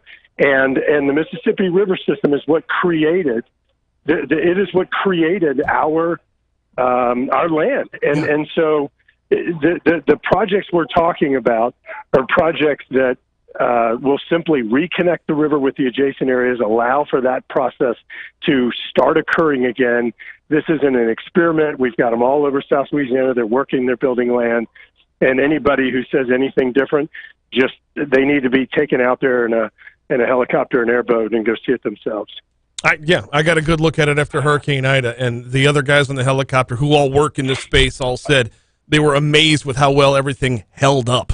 So, yeah. Look, I don't want to dive into it too far, but I did want to give you the floor since your name was mentioned in this. By the way, hell of a quote right there, if I could. The bad news is both the palm reader and the astrologer in Jackson Square confirmed Billy's suspicions. Glad to see you in mid-season form as soon as you get back to D.C. Look, I mean, I don't know how else to say it, Brian. It's just that there's nobody, there's no real scientist that comes out and says this, that would come out and verify this. We've got some of the best coastal scientists, coastal geomorphologists in the world in South Louisiana. And everybody says exactly what those projects do is the right thing. It's going to work. And unfortunately, just things like what Billy's saying in this case, you're in a point to where you either move people or you move fish. And if he's advocating to move people instead of fish, then that's a position he can take. I just think it's going to be very difficult for him to explain to 2 million people in South Louisiana why they have to move and the fish get to stay. That is where we're going to leave it, and we got other topics to talk about, and I fully plan on having a number of coastal scientists on the show to talk about the science behind it, because just as a layperson, I don't fully understand it, so I defer to those who work in the space. All right, that's right. You go to a mechanic, you go to a doctor. It's a great thing to do, and I look forward to hearing their thoughts. Absolutely. All right, so we are going to shift over to talking about the coast in a different sort of way. We had 2020, we had 2021, both of which were very detrimental when it came to hurricanes and receiving federal assistance. You have a chip on your shoulder that I think you've adopted from everyone in South Louisiana's chips on their collective shoulders when it comes to the federal government getting us help. Press release from your office. Graves again attempts to add Louisiana-specific priorities to a Ukraine assistance bill. Any luck there? No, and look, this is a huge issue. So just yesterday, Speaker Pelosi goes and introduces a bill to provide $40 billion in aid, international aid to Ukraine and other countries. Last week it was going to be $30 billion. Yesterday it's $40 billion. They introduced the bill and try and make us vote on it last night. And so as soon as they put this bill up, we went ahead and filed some amendments. We said, hey, look, instead of giving them $40 billion, including all this new military equipment, why don't you go back into Afghanistan where we left, and I don't remember the exact number, but let's say $10 billion in military equipment and U.S. helicopters and tanks and machinery and munitions.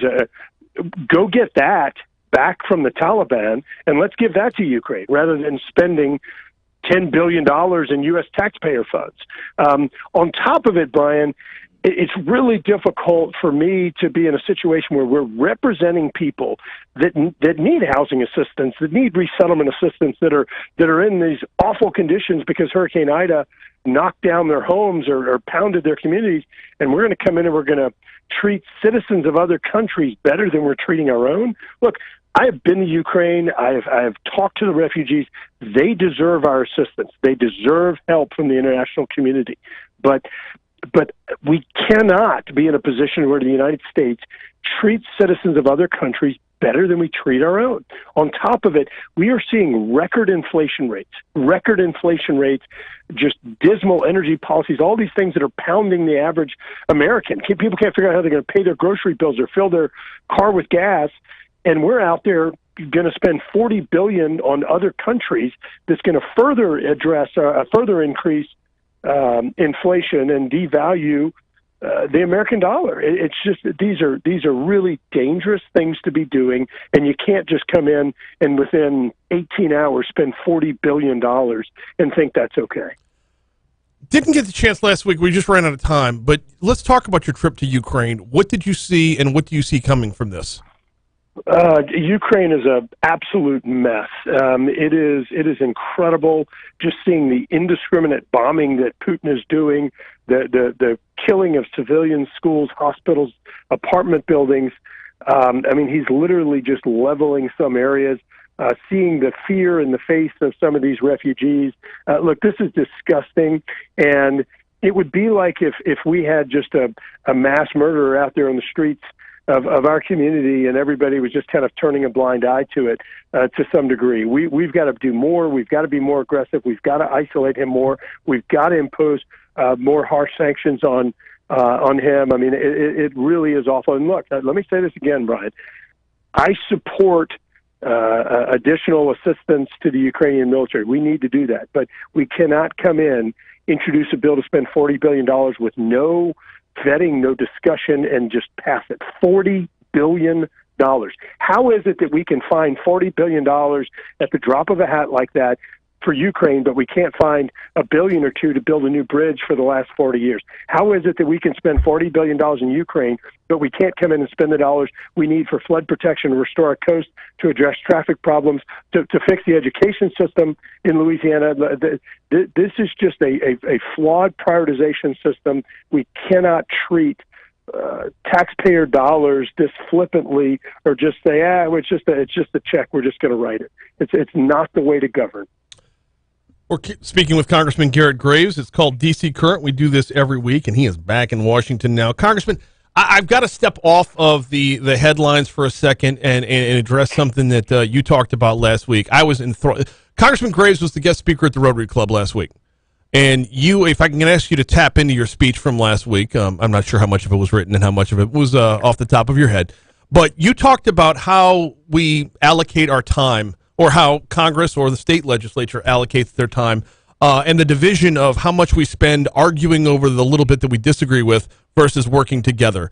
Would you mind picking up from the speech last week and sharing with this audience what you had to say last Wednesday? Sure, absolutely. Look, when you start looking at some of the challenges in Louisiana and around the United States, 90% of the things we agree on. And some of the things that I talked about last week, Brian, things like infrastructure. I mean, who in the world is going to stand up and object to fixing the bridge, fixing traffic problems, addressing the flooding issues, restoring our coast? Nobody's going to object to that. Education. Who's going to object to taking Louisiana from 49th or 50th, best in the nation, or saying it another way, one of the worst education systems in the country in some cases? Who's going to object to us fixing that, bringing our kids up to national leaders to allow them to reach their potential? Nobody's going to object. Who's going to object to addressing violent crime, putting these people in jail, keeping them in jail, making our communities safe again? Nobody's going to object to that. Who's going to object to reforming our tax laws in the state of Louisiana to make us competitive with Texas, Florida, and now even Mississippi is going to have a better modernized tax code, a more competitive tax code than Louisiana? Nobody is going to object to that. And lastly, the last thing is, look, I appreciate the legislature stepping in and making reforms on auto insurance, but we continue to have the highest auto insurance rates in America. We are watching homeowner insurance companies leaving the state in droves.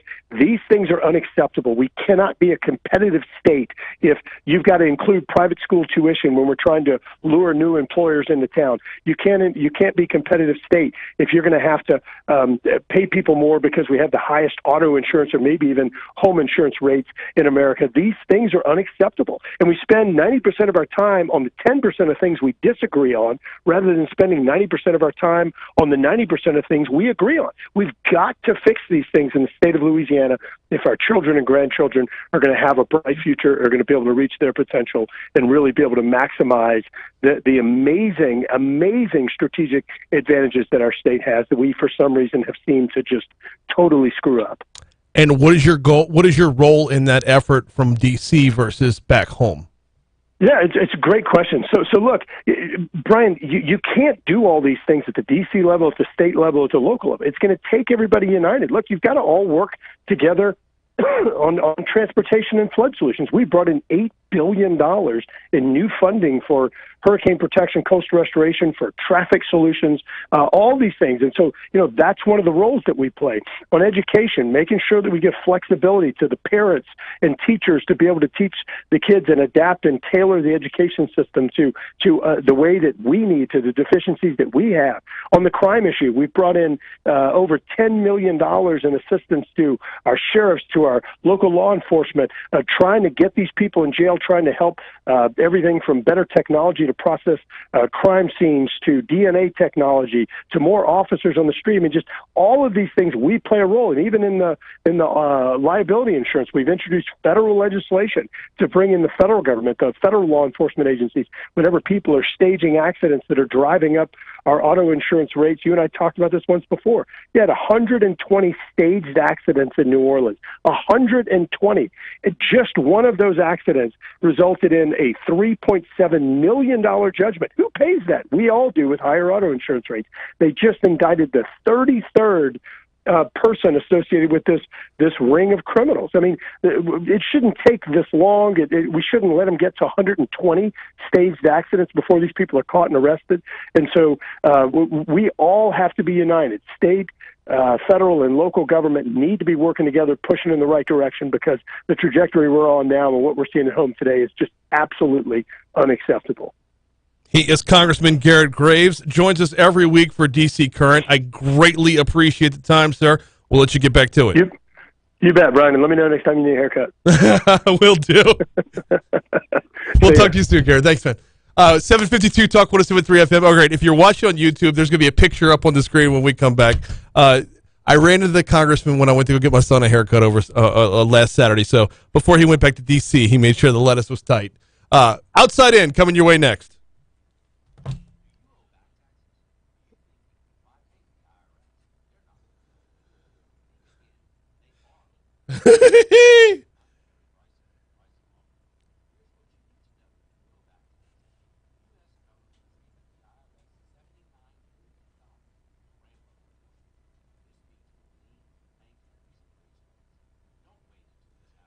All right, Jake, I need you to take this and put it up on the big screen. Jake Barty. Oh, it would be better to email it to you? Okay. Oh, man. It makes my job super easy when I could just say, tell everybody else what you said last Wednesday. And by the way, after his speech was over with, everybody leaned to the person next to him and said, oh, he is so running. A lot of that shit can be solved from the fourth floor, Congressman.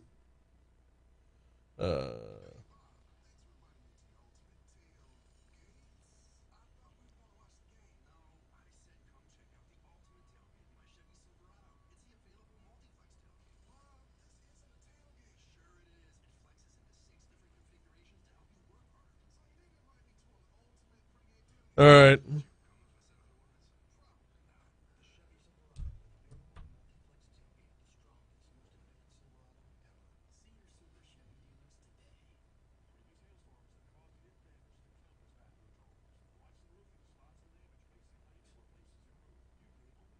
Don't laugh.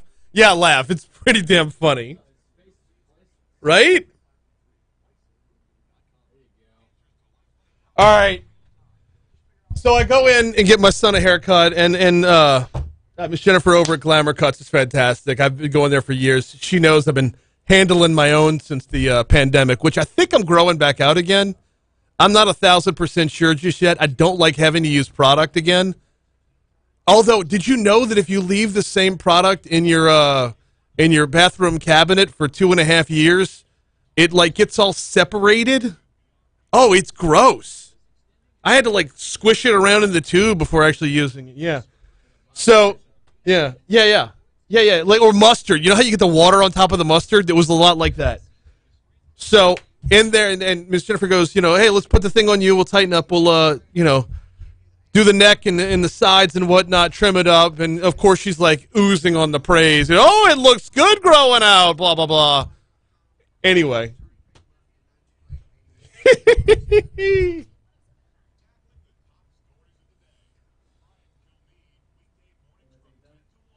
Now you leave it up for the rest of the hour.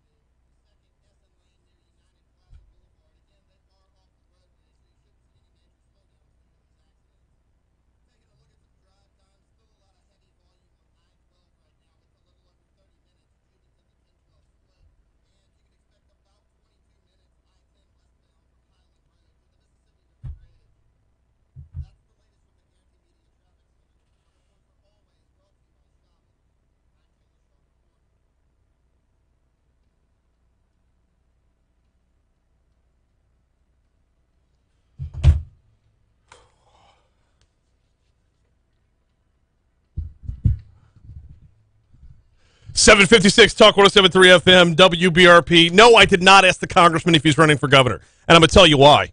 Someone asked him at Rotary last week, and his answer was actually a very good one. His answer to the question, and I'm assuming it hasn't changed over the course of 1 week, but his answer then was, "I'd be lying if I told you I hadn't thought about it."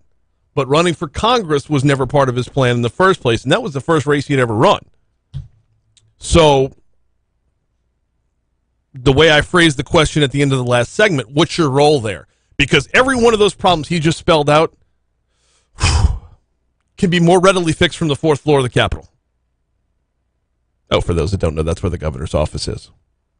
Every one of those problems that he spelled out, the vast majority of them, not everyone, is a state issue. But he said last week, I'd be lying if I said I hadn't thought about it, but he's nowhere near making that call. Anyway. That'll be available on demand at talk1073.com as soon as the show is over with. Right now, every day at this time, we step outside of East Baton Rouge Parish for a segment we call The Outside In.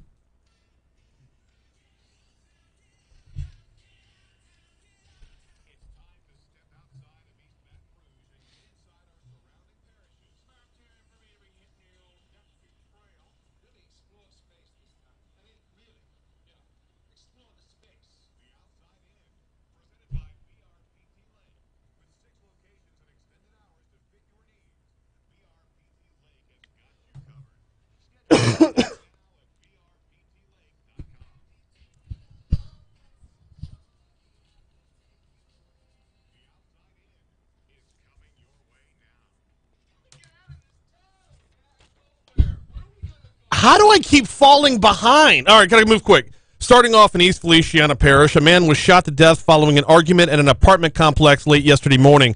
Clinton Police Chief Ned Davis said two men, 21-year-old Darius Malik Ross and 37-year-old Ron Thompson, got into an argument which ultimately led to the shooting. Ross was killed. Thompson was taken to the hospital. Now, Davis said the shooting is believed to be connected with a shooting in Jackson, 2 shootings in Clinton, and 4 in East Baton Rouge due to an ongoing dispute. More on this as it unfolds. Our next stop, my old stomping grounds at St. Tammany Parish. Man driving from Arizona to Florida was stopped by deputies in St. Tammany who found 16 pounds of meth in his vehicle. Deputies said they stopped the car driven by 34-year-old Guillermo Zapata on I-12 Monday shortly after 9 p.m. According to the deputies, he had a THC vape pen and there were pills on the center console, later identified as Valium. Yes, always nice to have Valium in the front seat. Over in Assumption Parish, a man arrested in 2020 over child sex crimes is facing a new charge of rape after more allegations surfaced in recent weeks. 31-year-old Cody Landry was booked into the Assumption Parish Jail Tuesday on a charge of third-degree rape. Landry, who was out of the state, was arrested, moved back to Assumption. He was previously arrested in August of 2020 on molestation charges. Here comes CBS News. Some yapping about the congressman. That's how I get to fall behind. That, and I don't know where the short intro to the outside in went. That's like a 40-second long intro. I've got like a 25-second long intro. I just don't know how it got booted back out of the system again.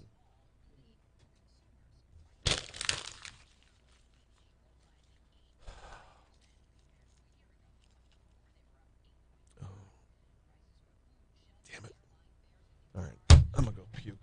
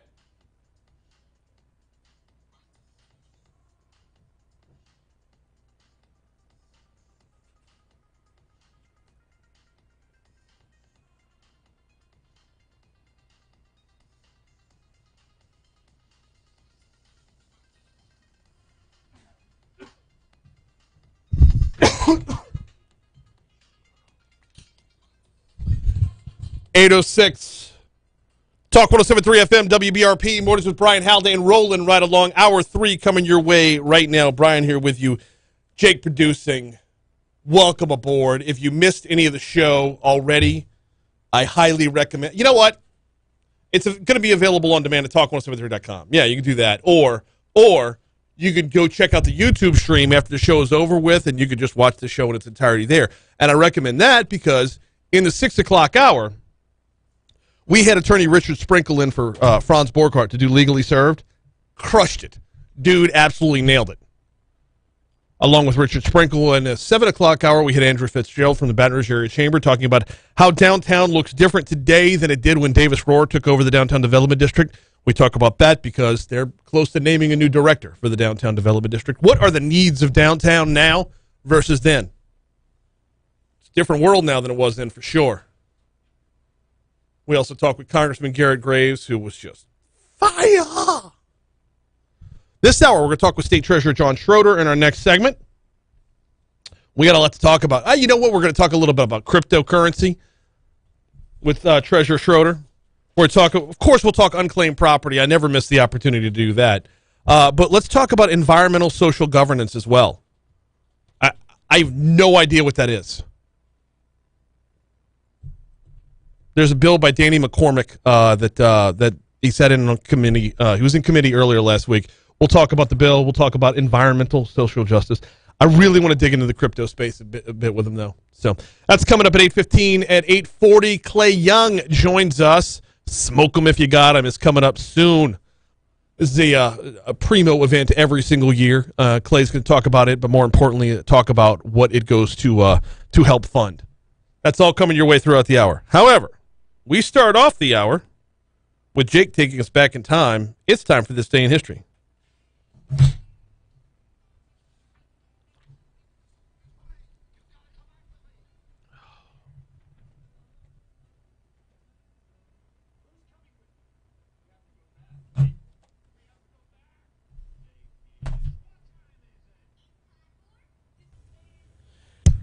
Yes, sir! It is time for This Day in History. We're going to be starting things off in 330. Constantinople becomes the capital of the Roman Empire. Yep. In 1812... That's it? Yeah. It was just Okay. the capital. All right. Called it New Rome. There you go. Well, two things happened on this day in 1812. First things first, the waltz was introduced into English ballrooms. Nice. And some observers considered it disgusting and immoral. The waltz? Yeah, just go 200 years in the future, pal. Yeah. It doesn't get better.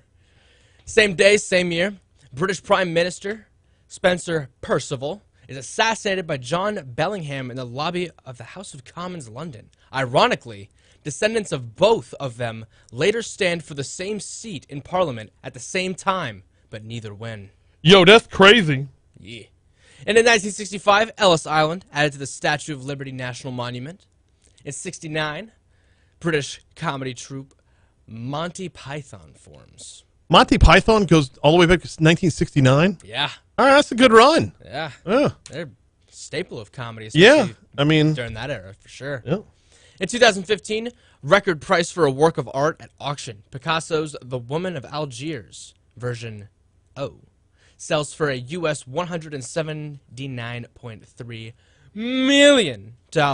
I'm guessing that's not Algiers that I'm thinking of. Maybe not. That's all the events I got. What am I missing? Oh, we had something. I don't know what it was. Unbelievable. No, I got distracted by thinking of Algiers. The Woman of Algiers. Was the Woman of New Orleans East. Oh, I'm sorry, the West Bank. There you go. Let's just move to the birthdays then. First things first, Cam Newton turns 33.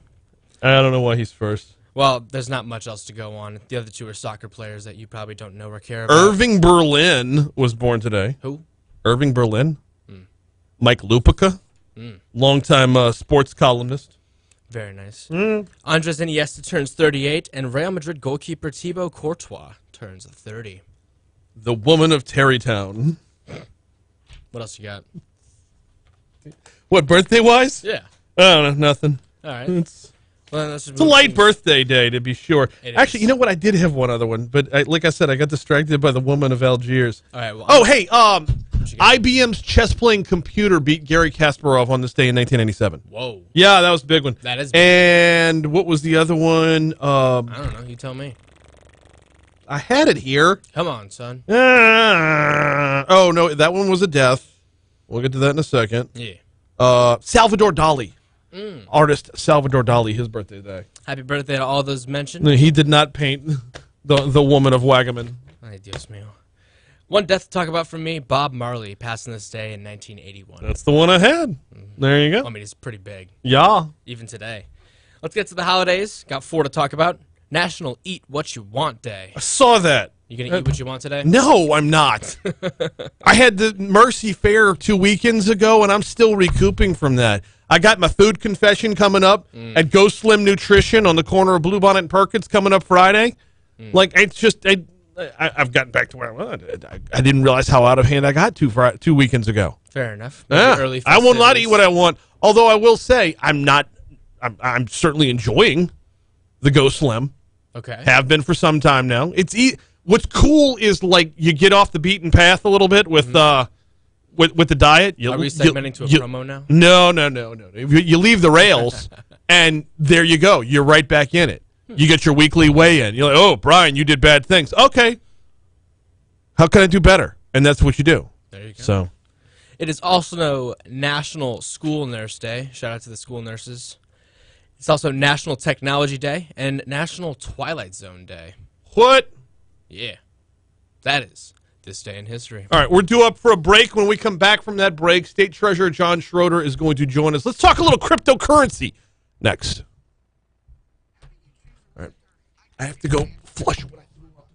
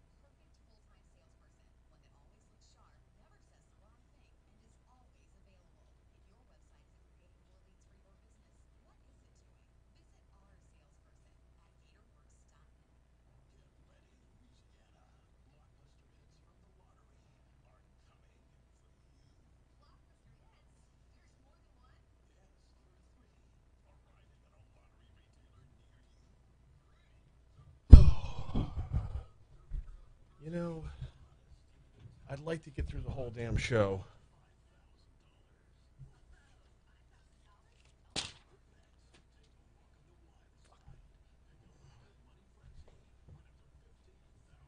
How's the YouTube conversation going? I've been...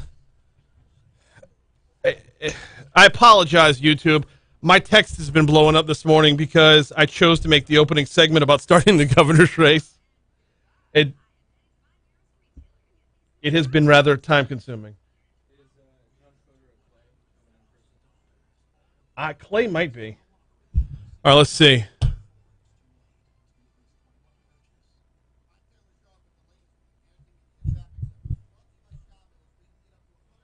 Wow. Hey, Dilwad's in. What's happening, dude? Downtown is missing the Rouge house. Yup. Options for dining until 11. Real restaurants, not Subway. I thought Billy's problem was that it would push oysters and fishing out farther, but he's calling the whole project a fraud. So if you push oysters and fishing out farther, are you destroying the industry, or are you just mildly inconveniencing the industry in order to save the state? Yes, he has. If you read the Advocate article, he says not just a fraud.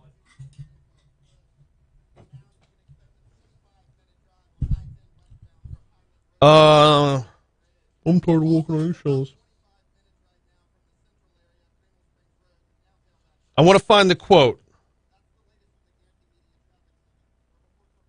Nungesser claims the project would devastate the fishing industry in the area, which he used to represent as president of Plaquemines Parish, cause the vast majority of dolphins that call the bay home to die a horrible, slow death with sores all over their body. Where's...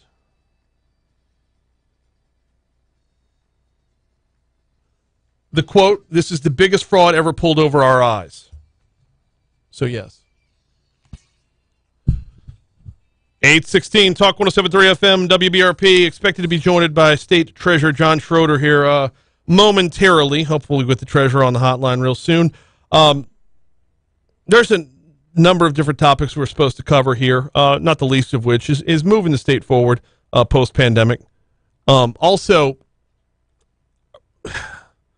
let's talk about, this was a topic with Congressman Graves in the last hour, and I'm hard-pressed not to make it a topic here as well. If the federal government is just writing checks all willy-nilly to help Ukraine, and we understand that money's not real anymore, and you can just write whatever check you want, our grandkids will cash them or pay for them, can there not be something carved out for us? But on a statewide level, let's talk about that same topic from the Treasurer's perspective, and what lessons can be learned there when it comes to just writing checks all over the place. And I'm dying to learn what environmental social governance is as well. So, I have to send a text now. Give me a moment. My apologies. I'm going to work this through in real time. Oh, there he is. All right. 8:18 to Talk 107.3 FM WBRP. We are... Okay, we'll be joined momentarily by State Treasurer John Schroder. My apologies, that was a little bit disjointed. We got him on now. There he is. Treasurer Schroder, how are you, sir? Just running around like crazy. It's another normal day in my life. I get it, man. I get it. And this is well, you know what, though? I saw a picture on social media earlier this week of you actually taking a moment to breathe, taking a moment to relax, doing a little fishing.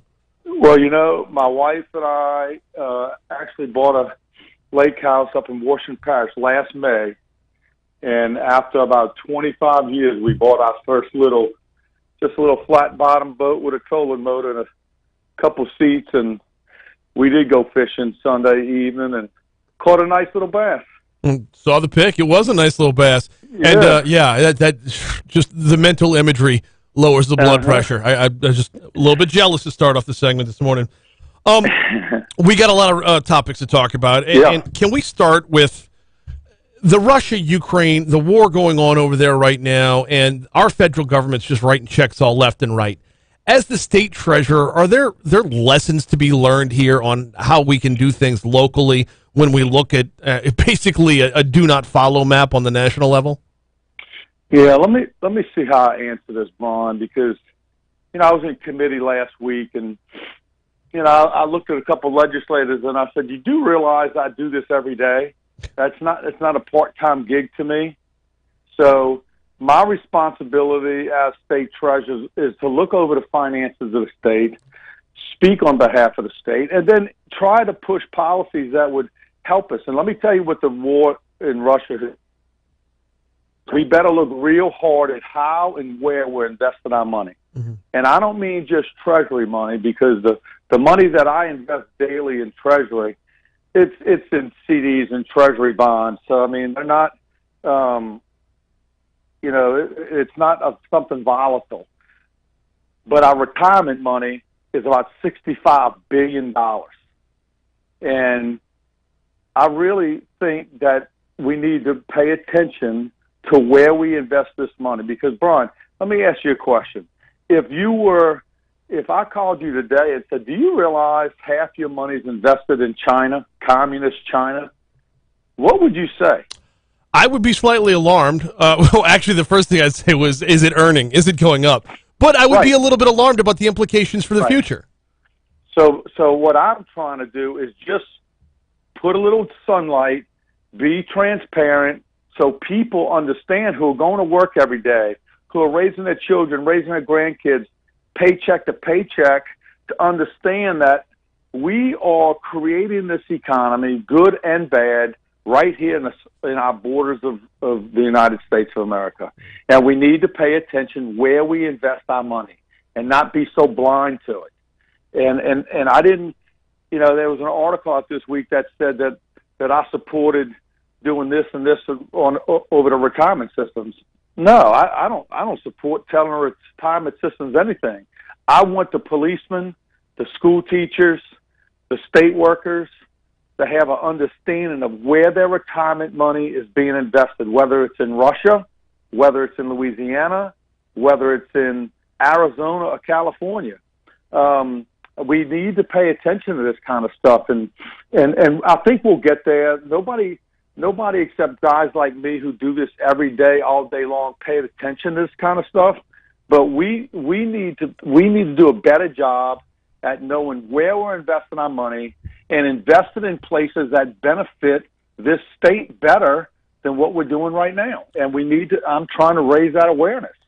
I feel like this is walking us up towards a term that I'd never heard until recently: environmental social governance. Yeah, call it communism. I mean, this is a real issue that, again, I deal with this every day. The general public still does not know what this is. I spoke last night in Metairie to a men's club at a Catholic church. Nobody in the room who knew what ESG was. But if I told you that Citibank has a policy in Texas now that they will pay for their employees, which is like 23,000 people in the state of Texas, they will pay for their employees to leave the state of Texas, pay for their day off, all their travel expenses outside the state of Texas. Mm-hmm. Now, if you were invested in Citibank, would you like to know that? I'm sorry, your phone cut out for a little bit. What is this? What is Citibank doing again?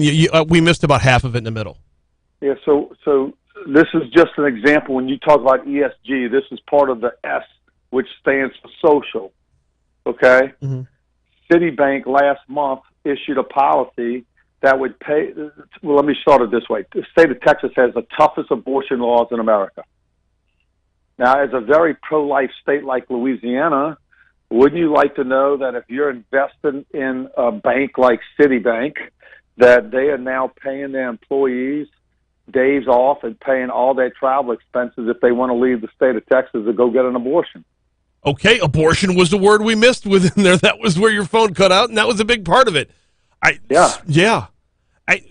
Think about that. Think about this, man. This is the kind of stuff that's going on in corporate America that's trickling down to Louisiana. How do we get involved with this without the pendulum swinging in the other direction? No. How do we get involved with it to where we have our corporations be governmental or not take a policy stance one way or the other? Well, I think the first step is shining some light on it, and I wanted to. I pushed an amendment last week in a committee hearing that got blasted that would strictly ask the retirement systems what's the percentage of money that you invest in Louisiana, what's the percentage inside the United States, and what's the percentage outside the United States, so that the retirees at least have some idea, at least in Globo in big numbers. Mm-hmm. Well, maybe this is something I ought to look at, or maybe if the war in Russia is a big deal to you, then you need to pick up the phone and talk to your advisor and see. But I will tell you this is what's going to come out of this, Brian. We're going to find out that we're investing places that's going to turn your stomach. It's going to be places and things that you don't agree with, that you would say, you know what? I don't want my money invested in Cuba. I don't want my money going to sugarcane companies in Australia. I'd rather be right here in Louisiana.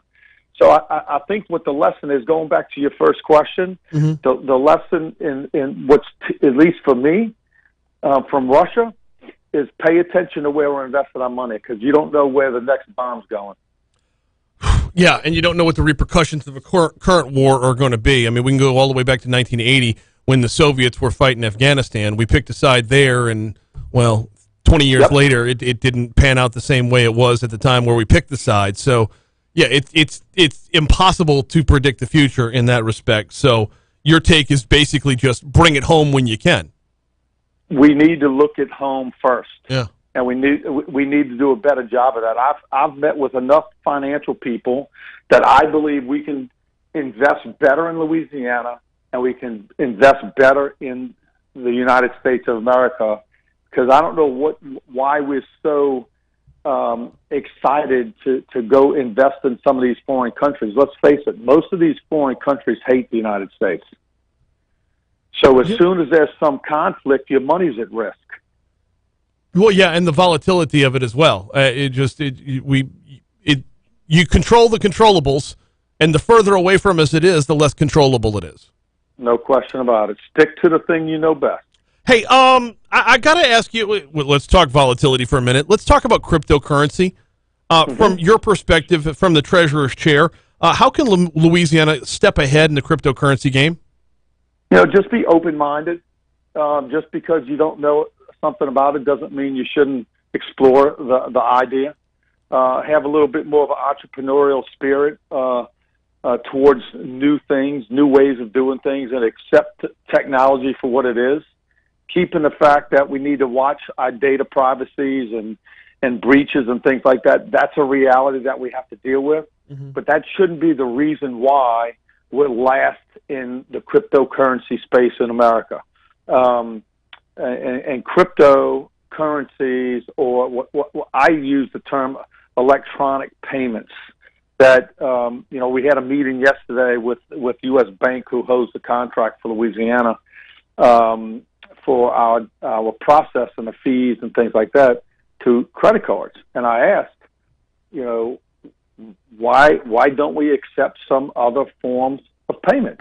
Any type of electronic payment we should be open to, because the 20-something-year-olds and the 30-something-year-olds who are using their cell phones to pay their bills and don't carry wallets, don't carry checkbooks, we need to service that generation as well. So I think cryptocurrency is here to stay. Mm-hmm. I'm not a cryptocurrency expert, but I know enough dealing with the national treasurers and business that this is an area where the state can get up to speed and not be last, and be open to this type of technology. State Treasurer John Schroder, we got about 2 minutes left. There's no way I'm letting you get out of here without talking a little lacashclaim.org. You said you were down in Metairie recently. You got another event coming up in Metairie. What about us up here in Baton Rouge, man? Well, you know what? They do it at Lakeside Shopping Center because it's a huge mall, and there's over like $340 million in that region. But we need to talk about doing something in Baton Rouge, even if I get with you and do like a telethon or something, but because there's a good bit of money in Baton Rouge. The Metro New Orleans has the biggest amount. Mm-hmm. Baton Rouge has a second amount. But this mall show on Saturday that we're doing at Lakeside Shopping Center from 10 to 3, Kennedy did it when he was in office. This will be my third time in my 5 years. Brian, last year we gave away over $400,000. So it's a big effort because we have to move all the Treasury Department to Lakeside, computers, copy machines. I mean, it's a pretty big ordeal, mm-hmm. and 40 employees. But we need to talk about doing it in Baton Rouge. That's a good question. Good point. Yeah, I don't think we could get it done. We can get it done for sure. And there's enough of us around that could definitely fill it out. In the meanwhile, you've got a busy day to get back to. He is State Treasurer John Schroder. We always appreciate the time, sir. Thanks for hopping on board. Yes, sir. Yep. Thank you. Absolutely. Is it wrong that when he said, if I told you half of your retirement was invested in China, what would your takeaway be? My immediate reaction was, well, am I earning enough to buy myself a lake house in Washington Parish? The man took 2 seconds to breathe, and I was going to hit him with a cheap shot.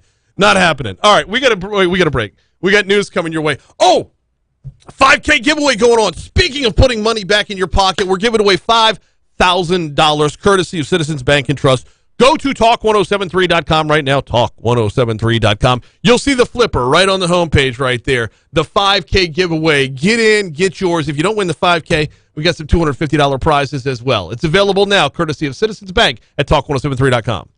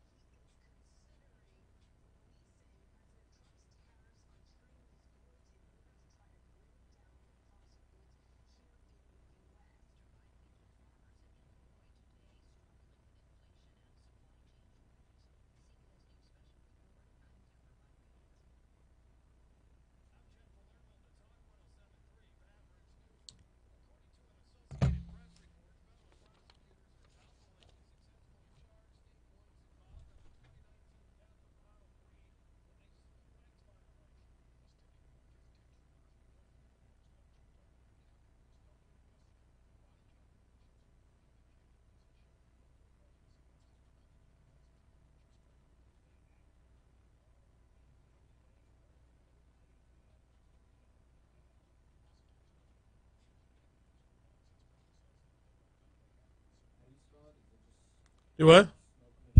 Yeah. Do what? Yeah.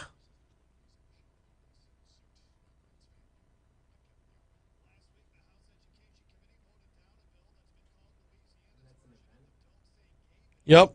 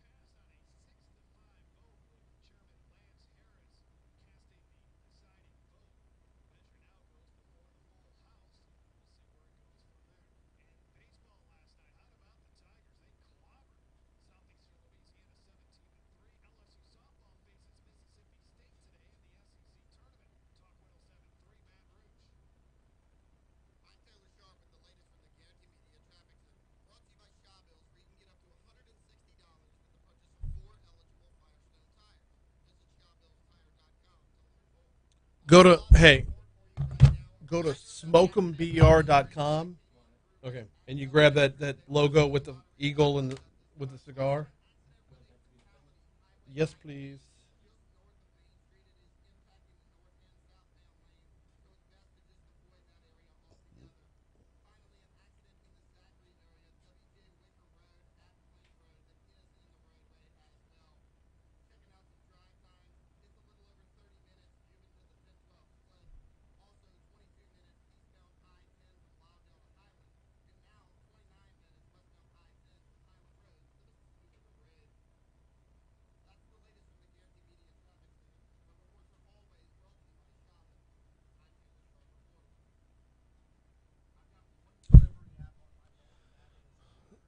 Sorry, y'all, trying to find out if Clay's in studio or on the phone this morning.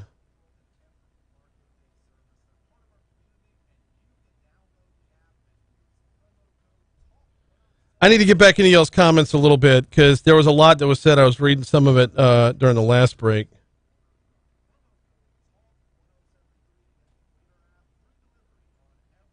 Troy says, I've got to say the Treasurer Citibank example is a slippery slope and double-edged sword. I don't think governments, courts, or businesses should dictate social issues either for or against.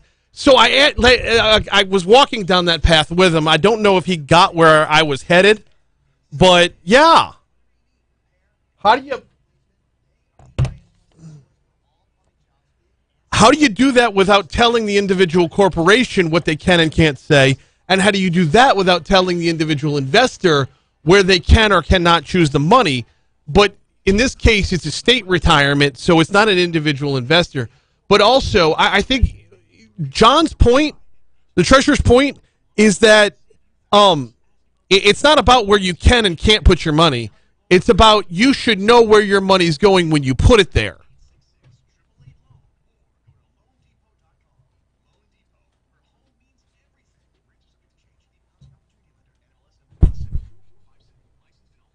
Tiffany says, don't you start on the wank. I'm probably the only one still laughing at that extended bit. Oh, God. I'm glad you remembered it. I had forgotten all about that. Russian hackers took your short intro. Yes. Storm says, I can't wait to get out of here. Retirement is close. There has to be a better quality of life elsewhere.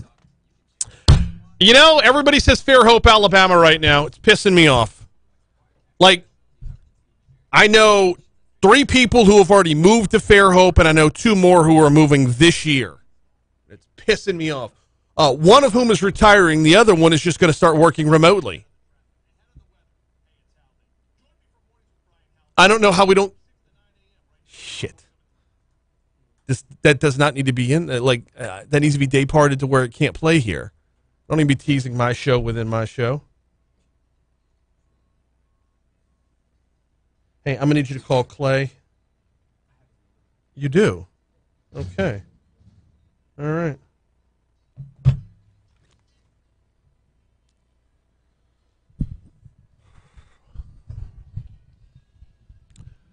837 Talk 107.3 FM, WBRP. Smoke 'em if you got 'em's just around the corner. We're going to talk to Clay Young in just a couple minutes. Hey, before that, though, got to give you the forecast because what we're looking at over the next couple days, continued hot.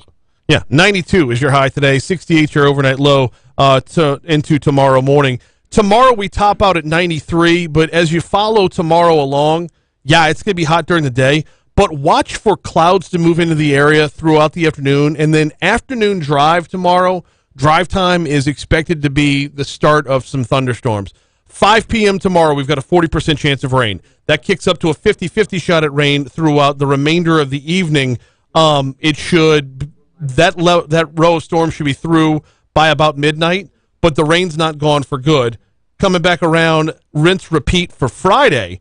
We've got an even stronger chance of rain. So it's about a 50-50 shot at rain on Thursday, and then a 75% chance of rain in the evening hours on Friday. Again, on Saturday as well. And unfortunately, it doesn't look like it's going to make it a whole lot cooler. Friday and Saturday, your highs are going to be in the mid to upper 80s. Sunday and Monday, we're right back to the 90s. All right. Joining us now is Clay Young. Been looking forward to this all week long. There's an event that has to be on everyone's calendar in Baton Rouge. It is a top-notch event serving military families, families of first responders, and the like. It is called Smoke 'em if you got 'em, and it's right around the corner. Clay, welcome back. How are you? Pretty good, brother. How are you this morning? I'm doing very, very well. What's the countdown to Smoke 'em? Give us the details. Yeah, it's Sunday, May 22nd, 4 p.m. at Ben 77 in Perkins Row, and it's out in the courtyard, and this will be the 8th Smoke 'em. You know, we didn't do it in 20 because of all of the COVID stuff. Yeah. And our event this year, again, is being presented by Mockler Beverage, and we're benefiting Special Forces Charitable Trust. It's an organization that supports Special Forces and Green Berets around the country, man, and around the world. And they're based in North Carolina, and they're coming in, and it's great. So they do a number of great things, and they're bringing some cool auction items. So as people know about Smoke 'em, it's an event we do every May, and it is 100% military and first responder facing. We give all the money to the organization we benefit. When you buy a $100 ticket, you're basically making a $100 donation to that organization. And we have live music, we have food, we've got cigars, we've got beverages out there, of course, because, you know, Mockler's on the scene. We've got a dessert station that's out there, live and silent auction. Man, it's something we look forward to doing every year, Brian, and it's always a great time. You know it. No, I do. When you had to take the year off from COVID, well, I mean, everybody was closed. You physically couldn't do it. But right. This is the 8th one. Let's rewind the clock back to what got you started on this path. Oh, man. There's a question. Well, I remembered talking. I had the idea of kind of sitting and having a cigar with a good friend of mine, retired Marine Colonel. David Cuvion is his name. And I said, man, what about a fundraiser with cigars, and we raise some money and we give it to organizations that support military vets. And at the time, I didn't have an organization to give the money to, didn't have a venue. So then I went and I met with Brian Dykes at Ben 77. I said, hey, Brian, what do you think about it? You love the idea. Then I spoke with Justine Stewart at Don Juan, and she loved the idea. So we all put our heads together. We found an organization at the time that was out of Oklahoma, and we put it together, and we were just kind of off to the races from there. And we said, look, let's make it simple. People come out, they have a good time, they spend money in an auction. We give all the money to the organization, and that's it. So the sponsors are writing checks to the organization. When you buy a ticket, you buy it online, and the website is smokembr.com, smokembr.com. And when you click the link to buy a ticket, that money goes directly to the organization. When you come to the event, they're at the door along with my people taking money. So I don't have to handle any money, Brian. All we do is help put on this event, raise some money, have a good time, and I don't have the headache of having to handle the money. I mean, spoken like a true radio professional. Let's narrow this down to as few middlemen as possible. That's right. That's right. And the biggest thing about it is, as you know, it's an opportunity for people in May to really do something for the men and women that protect our cities and our country. This is the month of Memorial Day. And I think that we get together, we have this party, and it really is a party, and it's low maintenance. You have a good time, you make a donation, and I'm telling you, if you've never been, it's fun. You can go get a ticket right now, put it on your calendar. It's a great way to spend a Sunday evening with some of the heroes that do right by our cities and our country. You mentioned some auction items. Do we know what we're looking at yet? Well, let's just say a couple of them, we've got some experiences that people will be able to participate in with Green Berets. Mm-hmm. We've got some cool things to keep in your gun locker, maybe. Okay. And in addition to some other toys that we've had before, some Saints, some LSU, some rock paraphernalia and auction items, along with some stuff for ladies. And look, it's a good time. And come on, bring your wallet with you when you come out there. Spend some money. Let's do right by these folks. Experiences with Green Berets. I don't know if this is going to be exciting or humbling. Well, what I can say is stretch first. Okay, that'll work. The choice of charity, the choice of charitable outfit that you pick every year. I know you've had Folds of Honor in the past. You've had a number of different. You've yet to miss. Let's just put it that way. This year with the Special Forces Charitable Trust, reading from their website, we believe Green Berets are our nation's most elite soldiers, and they serve on our behalf. The Special Forces Charitable Trust is dedicated to reciprocate by offering elite support. Yep. Like, just when they encapsulate it like that, Clay, what goes into the selection process for the charities for that year?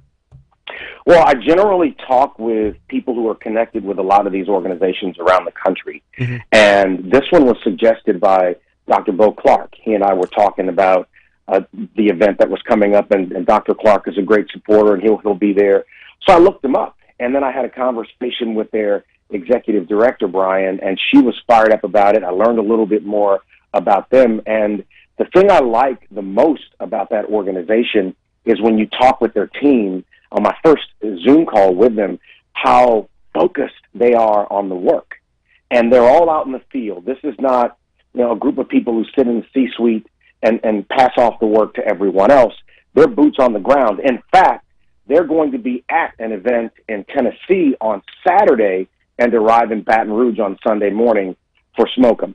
So they're working, and I told them, look, I want this to go well because I like the organization to get, the organizations we choose to get at least a couple of years out of being the recipient of what we raise, because I want to be able to spread it around. And they are excited. They've got some people who've gone through the program who are here in Baton Rouge, who stay here, who are going to be at the event. So again, it really is a good time. The tickets are $100. With everything you get with that ticket, you can't miss. And like I said, it's the perfect way to spend a Sunday afternoon. It absolutely is. And the lead up to Memorial Day, like literally a week or so before Memorial Day, just makes it that much more, it adds that level of weight to it. And as you described that, bro, if that's their investment to drive in Saturday overnight, basically driving through the night Saturday to get here for Sunday, we've got to show up and show out. That's right. And I told them that we've got the greatest food on the planet here in Louisiana and some of the best people, and this event is an example of that because everyone comes together and we just, it really is like a big old family reunion with people who don't know each other. It's a great vibe, and if you haven't been, you can go online right now, smokembr.com. You can buy your ticket, or you can get your ticket at the door at the event too. But and here's something else, Brian, that people have been doing. Mm-hmm. I've got some friends who are business owners who bought tickets to give to veterans, because in this day and age, $100 is not easy for everybody. Yeah. And so, and we do a little bit of that too for veterans who may not be able to afford the ticket. Obviously, it's a fundraiser, so I want to limit the number of tickets we give away. But in some cases, we want to support people who want to be there, who may be in a tough spot as it relates to buying tickets. One more before I get you out of here, Clay, and that is when they say they take care of Green Berets and their families. You had mentioned it's like a big family reunion. How important is that and their families aspect to this? For me, it's as important as taking care of the soldiers, the special forces people, because in professions like that, just like law enforcement, the individual doesn't just join that profession, their families do. And when they leave their homes to go on missions, or as in the case of police officers, leave their homes to go protect their communities, their families don't know if they will see them again. And so the mental trauma, in addition to some of the physical trauma that these guys go through, is immense. And so I think being able to help with that is so important. Imagine someone you love leaving the home, even after all of that training, to fly around the world to do something on the country's behalf, and then when they come back, they are either physically or mentally broken. And you've got to deal with that, and you're helpless in many cases because most families aren't equipped to deal with the trauma that many people in the military are dealing with. So the support system is important, and that's why we want to raise money, because it takes money to do it, because the federal government has not always been as generous or as consistent as it needs to be in terms of taking care of these folks when they come home. That's where we come in. Let's raise some money for them. Let's help them do what they do. And that's why this event is truly important to me, and we work hard on it every year. I mean, it's not a money maker. It's not something I do. For me, it's truly an altruistic effort on my part and the part of everybody involved to just do something for first responders and military veterans. Which includes the folks at Ben 77, and includes the folks at Mockler. And if you're going to pick up a torch, you might as well use it to light a cigar. I like that. And we appreciate our partners at Guarantee. For every year, man, you guys step up and help us out. And unfortunately, Gordy chooses to come to the event, but we let him in anyway. and so it's always great that y'all help us out, you and Matt and Jesse over there. And like I said, Gordy, my guy, we appreciate the fact that you guys are always willing to jump in. In fact, Gordy called me in January to get the date for the event this year, so it was on the calendar for you guys to step in with us and support us. So we appreciate that, man. May 22nd, Smoke'emBR.com is the website. Anything for you, brother. Love having you on. Good luck with the event. Thank you, Brian. Always. We'll talk to you soon. He is Clay Young, host of the check out Podcast 225 as well, if I didn't get in at least one plug for Podcast 225. But Smoke'emBR.com is the website.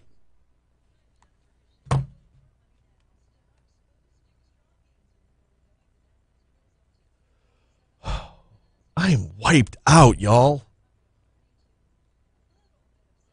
All right. Do I relight the fire?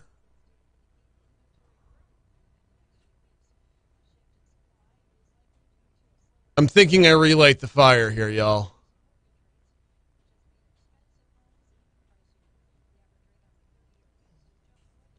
Talk about the governor's race. I got your poll right here.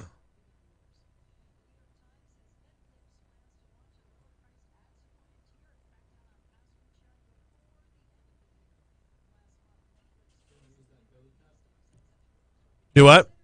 Yes, please. Tim Grant, y'all should raise money for the high school ROTC programs. That's a hell of an idea, Tim. That is I didn't do ROTC when I was in high school. I was always a little jealous because the days they wore their uniforms kind of stood out, you know. It's like I played on the football team, so we get to wear our jerseys on Fridays, right? Like on game day. Then the ROTC guys come up in their uniforms, and it's like, who am I flexing on now?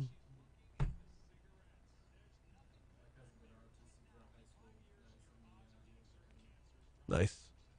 Yeah, we had a naval ROTC at St. Paul's. That's a damn good point. Let me mull on that a little bit and see if I'd be even effective at helping. But I love where your mind's at. I have a grandson in Walker's ROTC. When y'all were talking about raising money a while ago with Clay Young, I thought it would be a great idea. It is. Oh,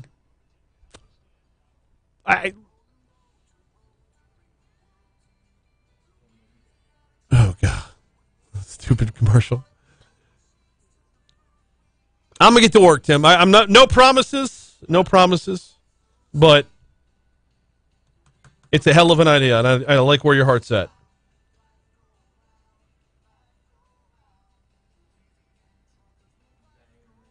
Willis, but if you are, please expand on that. Do we have paper trails in any way? Would love to know more.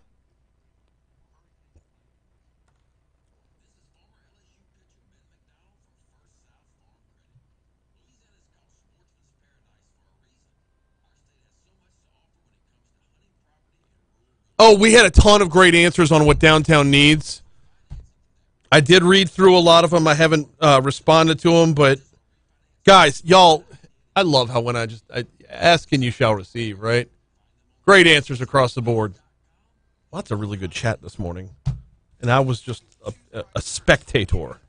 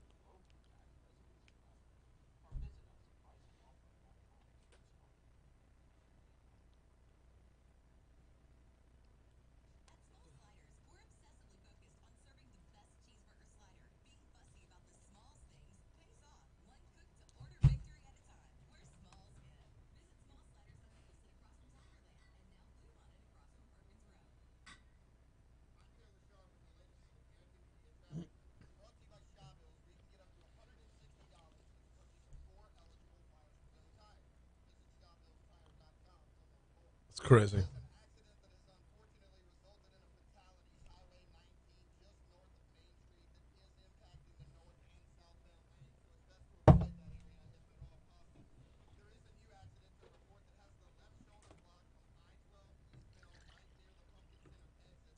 Pumpkin Center. Tina.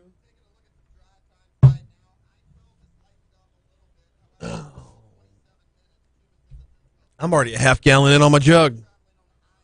I'm going to be tinkling like a racehorse.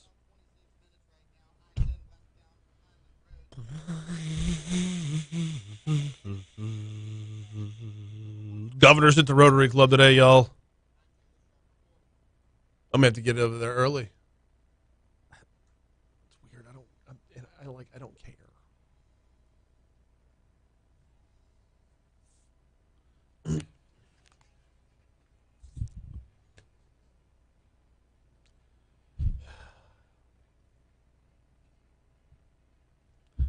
.856, Talk 107.3 FM, WBRP. One more segment to go. Hey, thanks again to Clay Young for hopping on board to talk about Smoke 'em if you got 'em. Coming up May 22nd, let me give you that website one more time, is smokembr.com. Yes, that's Smoke EM.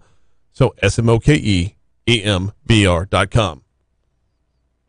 Tickets are $100 right now. Hey, look, you heard the passion in Clay's voice. This is something that's very near and dear to his heart. And hey, it benefits military families and families of first responders. This year it's the special forces. But did we or did we not get a true example of the impact of family when it comes to first responders yesterday? As that procession made its way from Healing Place Church up Airline to 12 and then on its way out to Denham Springs for Deputy Nick Toulier. When you see those giant American flags draped across Airline Highway, when you see gridlock on all the side streets and nobody minds. Yeah, I'm here and I'm stuck here. And you know what? I'm perfectly fine being stuck here. Honor that man that's being driven to his final resting place. And you think about the family that walks out of the church after the casket. It's just one example of 1,000 different opportunities to serve, to give back, to help those who serve. SmokeandBR.com. Check it out. Plus, you get to, puff on a stove for a little while. All right, got about 2 minutes before we get out of here, and there's no way I don't revisit the topic from the top of the show. And that is, bro, Billy Nungesser's picking a fight, y'all. The headline reads, Inside Billy Nungesser's War on the Louisiana Diversion Project. You just threatened the wrong guy. Now, if you missed the top of the show, after we're done on YouTube, go back and watch from the beginning. I started with this. I also talked with Congressman Garret Graves about this because he's talking about the Mid-Barataria Sediment Diversion Project, Billy Nungesser is, which falls under the office of CPRA, headed up by Chip Klein, formerly headed up by now Congressman Garret Graves. He mentioned Chip Klein by name in the article. He mentioned Garret Graves by name in the article, calling them frauds.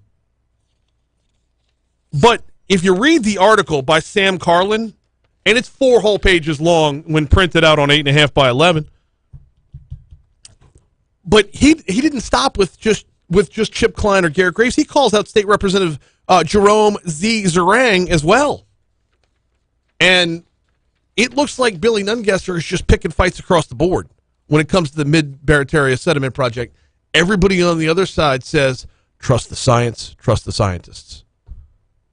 Billy is saying, you made the biggest mistake of your life. You just threatened the wrong guy. I mean, the battle lines are being drawn, but make no mistake about it. These are the precursors, the opening salvos of what is going to be a very contentious gubernatorial race next year. Oh, Billy. Here comes CBS News. Sorry, I forgot to call for it. But we should probably keep that handy because that's gonna be a frequently utilized soundbite, to be sure. What do I do with this? Do I throw this away? Am I done with this story? I got a file up in my office for the crap I'm going to revisit, and I'll tell you what happens 90% of the time. Crap goes in that file, it sits there for 6 months, and it gets thrown out. I feel like I should be holding on to this one, though. Y'all tell me. All right. Wow, a decent show today. Very, very happy. Covered a lot of ground. We mentally, I'm going to be stuck on the Nungesser story.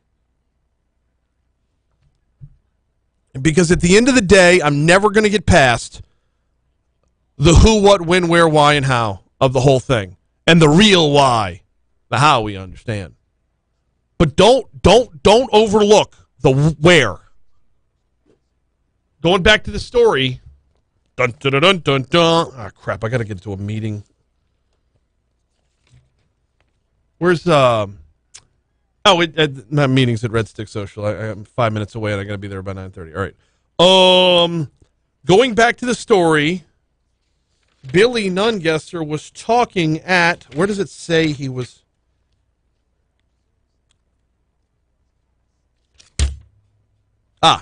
Nungesser relayed many of these complaints to supporters at a meeting at the Covington Country Club late last month. Covington Country Club. That is John Schroder's backyard. It has been bandied about a good bit that John Schroder's going to run for governor. So don't think for a second, well, do not overlook the possibility that Billy Nungesser is choosing his place. He also calls out Garret Graves. Garret Graves was a Rotary Club guest last week. Garret was asked point blank, are you running for governor? So in the who and the where, these two things I'm not going to overlook. You're in John Schroder's backyard, potential candidate, calling out Garret Graves, potential candidate, in a race that you're a potential candidate for as well. All right. We got a lot we're working on tomorrow. I can tell you Patrick Grimion's in. I can tell you Lieutenant Don Coppola is in. We're going to catch some bad guys. I can tell you that David St. Remain is in as well. Maybe a couple coastal scientists, too. I don't know. We'll see you tomorrow. Thanks for hopping on board today.